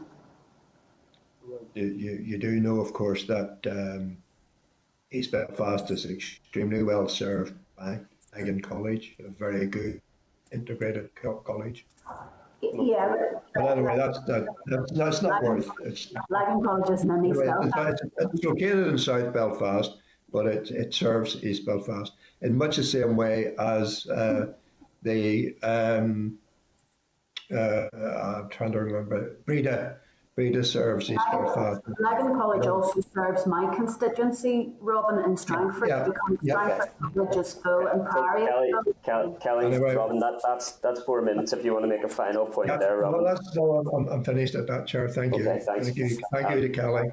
Thanks, Robin. Regardless of what constituency it's in, it's the most oversubscribed school in Northern Ireland as well. But okay, moving on. Daniel McCrossan, MLA, if connectivity allows you, Daniel. Yes, Chair, can you hear me okay? Can indeed, thanks. Yeah, Kelly, thanks very much for being here. Kelly, I'll go straight to it. The word promote has caused great disquiet in many quarters, as you know. It is, must be emphasised that it is not the actual word that is the problem. It is not the actual word that's the problem, but the meaning of the word. Words cannot be divorced from their meaning. You have suggested a substitute word, support. So, with that said, what difference in meaning does this bring to clauses 4 and 5 specifically, and the bill generally? And could you please define what it means in the context of the bill? Daniel, I will try my best. I'm not a drafter, I'm not a legal person, so please forgive me. But promote is a much more, I would feel it's a much more forceful word. It's one that would, as you have rightly as a committee have said to me before, presumed more about integrated education. It took it to the fore, whereas support isn't that type of, how would you say it, sort of placing on the pedestal. So support is more in line with the encouragement and the facilitation. As I said, I believe that the definition of support is to provide for or to enable assistance, whereas promote, a lot of people have seen that as, you know, it must be leaflets, it must be TV adverts, it must be all like that. The department always have to talk about it and always have to be talking about integrated education and the Education Authority. Well, this is more, I suppose, a nurturing word that fits well in with encourage and facilitate, which they already have. Yeah. Okay, just further that, how in particular do you see the department and other name bodies' roles changed by the application of support instead of promote? Well, to be honest, I think a lot of those other bodies would maybe provide or have a sigh of relief, Daniel, I have to say, because we are bringing in something that is a lot softer. Now, I have to say, we did go and talk to the movement about this, because changing it from a word like promote that has been through the independent review of integrated education, it's come through in surveys that we've done. So many people have talked about promote in different reports over the years. To move away from promote sort of put us in a bit of an awkward position, but we've spoke to the movement and they have said even if they could get support, that would be wonderful. But support they recognise is not the same as promote, that it is a much softer one. It doesn't place as much responsibility on those other bodies. It is asking for support as opposed to promotion. So it's moving it away from driving something forward to providing assistance for. Okay, it's still not entirely clear, Kelly. But you see, you've said there in the first answer that it means to provide for. That's still not clear. What does that mean? Well, I think it fits in well with the strategy and the action plan. You know, they have to provide a strategy and they have to provide an action plan, which they've failed to do for many years. You know, it's also to help support integrated education, which, you know, they have encouraged and facilitated. But if you speak to many people in the movement and teachers, you know, they haven't been proactively discharging this duty. Okay, thank you. Just a further point, the department was concerned that the word promote would lead to an ignoring of the cost to the public purse in meeting demand. It also ignored the ability of an integrated school to deliver effective and efficient education to take account of the school's physical capacity in meeting that demand. How does using the word support evade these particular problems? Sorry, give us that one again, Daniel. Can it cost to the purse, is it, Daniel? The department was concerned that the word promote would lead to an ignoring of the cost to the public purse in meeting demand. So it also ignored the ability of an integrated school to deliver effective and efficient education or take account of the school's physical capacity in meeting such demand. How does using the word support evade those particular problems? Sorry, Daniel, I get that now. Basically, we have at the moment, we have integrated schools that put forward development proposals. That's how they increase their provision or the size of the school and the number of pupils there. And that is up to the department to decide whether or not that goes forward. What we're putting in the statutory duty for the department is to identify, assess and monitoring. What we don't want to do is for all the schools to turn around and go, oh, we have, you know, another 50 pupils we need. It's still about going through that process, going through the development, but we're not changing that. That's exactly the same, and the department already does this. What we're asking is that the department actually takes forward a duty to identify, assess and monitor. And then later on in the guidance or the the plan, we're saying that they can report back on where they're not actually taking anything, they're not increasing, where there's a decrease as well, because we might not find that, integrated education, not everybody wants it, as we've heard through this committee. So it's not always about increasing, it's also about recognising where it's not. Yes, it has to be assessing, so we may assess an area that actually doesn't need an increase. Okay, and just on that basis, last question, Daniel, thanks. Yeah, Chair, thank you. Is it not possible the word support is also liable to lead to judicial review in order to clarify what its actual meaning is? Because anyone I've had subtle conversations with in relation to this particular area, they've all said that there's a concern that would lead to judicial review because of the confusion around what is intended. I don't think we would necessarily agree with that point. I don't think it would. That's up to the department, and you could say that, argue that for anything, really. Yeah. Daniel, I have to say, this is where there's been a lot of talk of judicial reviews on this. We have dealt with the department's discussion on judicial reviews by specifically and explicitly changing the meaning of integrated education to define an integrated school as having to meet the Education Reform Northern Ireland Order. To be honest, the department is supposed to already be encouraging and facilitating integrated education. Yeah. Support is adding to that. And they've already had multiple JRs anyway, and we're actually meeting with the department soon, so we can discuss that further with them. I know that recently the integrated school had to take forward a threat of a JR because the department was not supporting them. Okay. No, that's helpful. Thanks. Thank you. Thanks for those questions, Daniel. Can I bring in Robbie Butler? My camera's office to ensure my connection doesn't break. That's the reason. Nope. No problem. Appreciate that. Robbie Butler, MLA, please. Thanks, Chair. I met with the bill sponsor last night and had a conversation, so I'm content at this stage. Given the closed session we've just had, I'm going to read through some stuff, so I'm not going to waste your time, guys. Thank you so much for your time last night. Well, any other questions, you know where we are, please contact us. Thank you, Troops. Thank you, Chair. Thanks, Robbie. Diane Dodds, MLA. Thank you, Chair, and thank you to those providing the answers. I know it's not an easy task. In Clause 7, where you indicate that it would be, if I paraphrase it, support and meet the demand for integrated education, does the department have a duty to meet the demand for any other sector? Sorry, Diane, is that Clause 5? Yeah. Clause 7. Yeah. Sorry, whichever clause it is. Sorry. Yeah. Oh, sorry, that's right. Yeah. Sorry, Clause 4 and 5. Yeah, Clauses 4 and 5. Sorry. Thanks. Yes. Integrated education doesn't have a managing authority, so the managing authorities for controlled and maintained schools would be looking at identifying, assessing and monitoring and with an aim to meet demand. So you'll find... No, that's not the question. No, that's not the question. The question is that this would place into statute, into law, the idea that you would have to meet the demand for integrated education. There is a conversation. Well, again, let's take it as aiming to meet the demand. Okay. Does the department have a statutory duty to aim to meet the demand for Catholic maintained education, Irish medium education, controlled sector into grammar school education? Does the department have a statutory duty that in law asks them to aim to meet the demand for any of the other sectors? Well, you will know better than me, being on the Education Committee, that the department have a responsibility to provide children with education.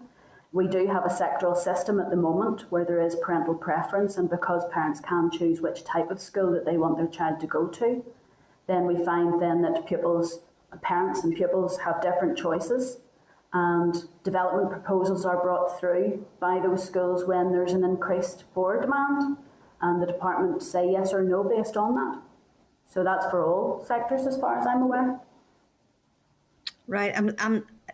I know I'm just throwing questions out, Kelly, so I understand that. I'm not sure that actually answers the question, because one of the charges against the bill is that the bill places the integrated sector in a different footing to other sectors. So all I'm trying to find out from you, I don't know the answer. All I'm trying to find out from you, does this aiming to meet the demand for integrated education and the potential then, JR, I presume if somebody judges that you're not aiming to meet the demand, does this happen for every other sector? I don't know, but I'll go away and ask. Well, the other sectors have their planning authorities, for area planning and stuff. No one actually plans for integrated education, so.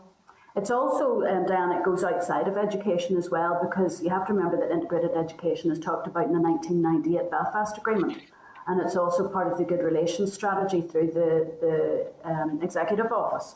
So there is within that other pieces of legislation. To be honest, I am aware of all of those things, but all I'm interested in is in what way does this change statute? That is just what I'm trying. I'm trying to. Well, I think the simplest way I can say it is under statute, while other sectors have managing authorities, integrated education doesn't have.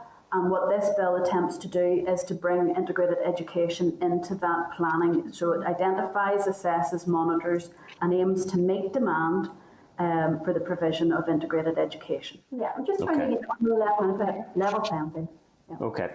That's 4 minutes, Diane, if you want to ask a final question. No, it's okay. I intend to talk to Kelly anyway. It's fine. Okay. Thanks for that. Thanks, folks.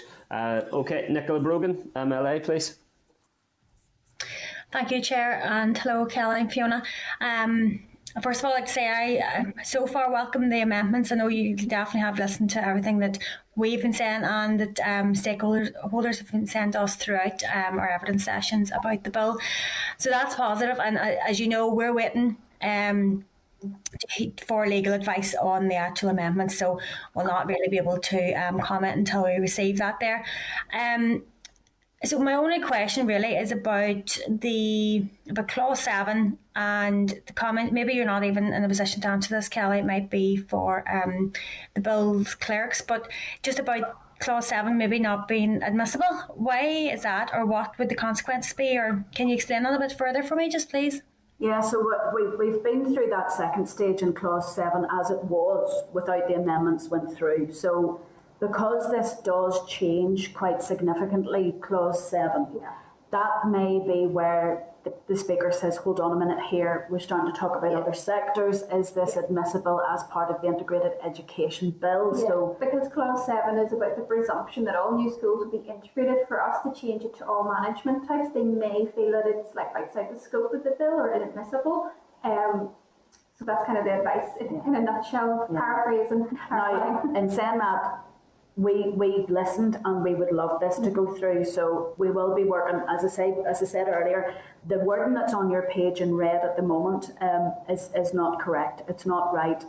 The 7.2 I hope is right, because that's the new school part. It's how we get all the management types and have a ground up approach in that co-production and co-design built into a piece of legislation that can work and that would be acceptable, would be within the scope of this bill. So we are trying our best on that, and to be honest, I was sort of hoping if we could get wording, I know I don't have it for you today, if we could get wording that the committee and myself were happy with, and maybe you never know, the Speaker might be swayed, but it's legal wording at this stage that we need. So any thoughts and advice, Nicola? Welcome to yours. Thanks, Fiona. No, that's fair enough. So it's just that it's going a wee bit outside of the scope of integrated education. They can't take it. That's fine. I suppose just my last question is when you think you'll be tabling these amendments. Well, to be honest, your story is there. Do you want me to be really honest with you, Nicola? I've been speaking to your bills clerk, who was pushing me quite hard to make sure could we put forward these as tables. I wanted to wait until after today, until I'd spoken to you guys. 7 we can't put forward yet because 7's not there yet. But if the committee weren't against them, we could put the others in as tabled. I just didn't want to jump the gun and put things in without giving the committee their place. Because if the committee wanted to take them forward, we're not precious. You guys can have them, you know. Yeah. Listen, thanks very much to both of you, and thanks, Chris. I'm sure we'll be speaking to you now in the near future anyway. Thanks, Chris. Nicola. Thanks, Chair. Thank you. Justin McNulty, MLA. Thanks, Chair. Thanks, Kelly. Thanks, Fiona. Good to see you last night, Kelly, at the event co-sponsored by myself, the 103rd anniversary of Polish independence. Lovely event in Stormont, and it was great to welcome our Polish friends there. Clause 1. Yes. Parts B and C. Tell me what Clause 1, Parts B and C do. Clause 1, Part B and C. To be honest, it's a tidying up, Justin, because integrated schools are, we'll look at 1C first of all. 1C first of all. Those have different abilities. Integrated schools tend to be all ability. So that means you'll have young people there who may be vocational, may be academic, may have special educational needs. And it's that blending of children together. So that's the different abilities. And then those who are experiencing socio-economic deprivation and those who are not under 11B, that's just to take into the fact that there is a mix of young people. And it's adding into what the original meaning of integrated education was, because they weren't actually there, and that is now very clearly what integrated education is. It's a mixture not just of religious beliefs, but it's also socioeconomic backgrounds and abilities, and it's making that onto the face of the bill so that we recognise that that's part of that integration and coming together. Okay, so it doesn't actually call out special educational needs, but that's what it's aiming to do, Part C. Yeah, no, it's not about just special education needs, because you have different abilities is the whole range of young people, vocational, academic, special education needs. Originally, integrated education, as you know, focused on Protestants and Catholics, but is so much more now with such a diverse Northern Ireland. So that's why we wanted to add to that in the meaning of integrated education. So it recognises it is about all of their background. Okay, would all abilities be better than different abilities? It's not, but we didn't want to have to. So, for instance, there may be an integrated school that doesn't have a special education unit or doesn't have A levels. So, different abilities covers it. Yeah. So, it kind of hopefully covers the wide spectrum. Yeah. Okay, and do all schools not serve, different socio-economic backgrounds? They do, but in the definition in law of integrated education, it was focusing on Protestants and Catholics, reasonable numbers of Protestants and Catholics. It's more than that now. We want to be able, for integrated schools, to recognise the fact that they do have different abilities, they have different socioeconomic deprivation backgrounds. Well, some schools wouldn't. Grammar schools would be more those that aren't experiencing socioeconomic deprivation. Excuse me? Grammar schools would be slightly different because not everyone would be experiencing social economic deprivation. I would have thought all schools would have had some pupils who from all different. Some, but probably not a very big mix. I didn't quite catch you, Fiona, sorry. Some, but obviously not a very big mix. It's the measurement of the free school meals would be the one that would give the main clarification on that. So we tend to find that schools, there are different schools, different types of schools that have that different mix in that. So all we're trying to do is to make sure that the meaning of integrated education does actually cover that diversity. So then you could go in, the ETI could go in after this bill and say to integrated schools, so how are you? How do you have different abilities? How can you prove to me that you have children or teachers or boards of governors that are experiencing social economic deprivation and those who are not, and as well as the cultures and religious and so on. CCA is named as a named body on the bill. What's the rationale for that? It's one of the statutory education bodies that we were told we have to include. They already do a wide range of stuff for integrated schools. They already provide a wide range of modules, syllables for all different types of topics. Okay, so what impact will that have on such matters as curriculum support, documentation, examination specifications and regularity functions in relation to CCA, including provisions for integrated education? Not very much, because they're already doing it. Integrated schools don't do different exams from everyone else. It just means, for instance, whenever an integrated school is talking about a subject like, for instance, English, that they will use a mix of different sources for their course, say it's GCSE, or if it's history, to make sure that my light has just gone out, to make sure that that the course reflects the pupils and the mix of the diversity in Northern Ireland. So that's all it is. They're already doing this now. They're doing it really well now. Mm-hmm. Your light's gone out, Kelly, but you're not trying to keep us in the dark. I know that. Lights have gone. That's fine, Justin. Can I keep going? Final question, Justin, please. Thanks. Clauses 8 and 9 relate to the production and reporting on an integrated education strategy. D has informed us that the concept of a strategy solely for the integrated sector would pose a risk to area planning by placing one sector above others. What's your view on that possibility? I don't think it does. I think what it does is it actually balances things out a little bit. Why wouldn't there be an integrated education strategy? Yeah, and it fits in well with their statutory duty to encourage and facilitate. And facilitate to me would be facilitate a strategy, an action plan, and a way forward. Yeah, and to be honest, if you look through what we have in the educated strategy and what could be included in the report, like we talk about including, like for instance, the action plan as part of the strategy, be prepared in consultation with persons with knowledge and experience of integrated schools, including teachers, governors, pupils, families and sectoral community bodies, include targets, include measurable benchmarks. This is not unusual actions for a strategy or for an action plan. So it's not something that, for instance, I would be expecting in the business plan for the EA or CCMS that they would have similar things. We just don't have that now at the moment for integrated education. And here, do you see there being an issue in relation to the collaboration arrangements between different sectors as a consequence of this strategy for the integrated sector? And is every 2 years a bit of a short time for reporting? We were told it was an average kind of regular time. Shared Education already provide a report every 2 years, so it's not something that's unusual for the department. You see, as far as collaborative working, Justin, schools are already doing this. There's not a problem on this. All we're doing is we're putting it into statute. Yeah. Okay. All right. Thanks very much, Fiona and Kelly. Thank you. Thanks, Justin. Note the mention of targets there.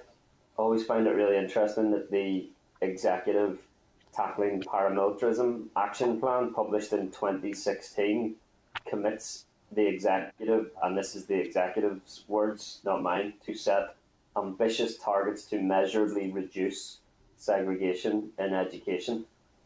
So I imagine that a lot of this is consistent with what the executive has committed itself to do in that regard. Okay, thanks. That's all, members. Sorry, Harry Harvey. MLA. Apologies, Harry. My co-Strangford representative. Thanks, Harry. No. Right, I think you're on. You need to unmute the device, Harry. Apologies for that. Thank you. Okay, that's no bar. And thank you, Chair. And thank you, Kelly and Fiona. Hope you're doing well. At 10, Kelly, and at 10.3 it reads regulations under this section may include provision amending other Northern Ireland legislation.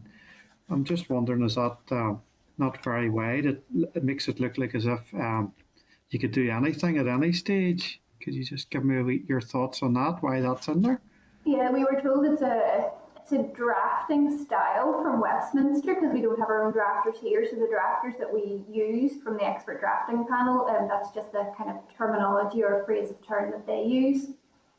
Okay, so probably just so as at any stage you can amend anything that would be suitable for what you're doing, yeah? Well, it'd be relation to integrated education. Yeah. And the Department of Education. Mm-hmm. That's okay. Okay. Thank you very much. Thank you, Chair. Thanks for that, Harry. Okay, I realise we're tight for time here, so Kelly, Fiona, thanks very much indeed for your time and for presenting those amendments to the committee and taking those questions from the committee today. Chair, can I ask a question actually just back? Go ahead. I appreciate that you will have a review or however you're going to do that over these amendments. At this stage, to be honest, this conciliatory sort of goodwill. I don't know if the committee wants me to take these amendments forward. Now 7 we can't because it's not ready yet. Do you want me to do that, or does the committee want to do this? Because to be honest, if we've talked about them and it's at this stage it's really, I can give this over to the committee. It's what do you want me to do with that? We're scheduled to have an informal consideration in closed session now. We can try and give you an indication of a response to that as soon as we can. I guess I can't speak on behalf of the committee, but I suspect a consensus of contentment for you to be proposing amendments, Kelly. But I will check that with the committee and try to give you a response as good as we can in relation to that question. I don't want to waste your time by me putting in the amendments and then the committee, because you know what it's like whenever the deadline comes forward. We could both have put in the same amendments, which wouldn't be good, but I think the way it would work is they would probably be mutually exclusive, I think, anyway. So well, we can give you an indication of committee, any intention for committee to complete amendments as soon as possible. No problem. Well, third time is a charm. Thank you very much, Chair. That's our third time in front of you. That was a whistle-stop questions. I think I need to lie down now, but thank you so much. Good to see you. Thanks very much indeed, folks. Thank you. Thanks. Okay, if I could ask Assembly Broadcasting to remove witnesses, to add members back into the spotlight, and to move the committee into closed session for our next agenda item 10, which is our informal consideration of the bill. Clerk, I seek your confirmation that we are in closed session before commencing that agenda item. I'm just waiting for confirmation. Programme sound. This is the Northern Ireland Assembly Senate Chamber. Programme sound.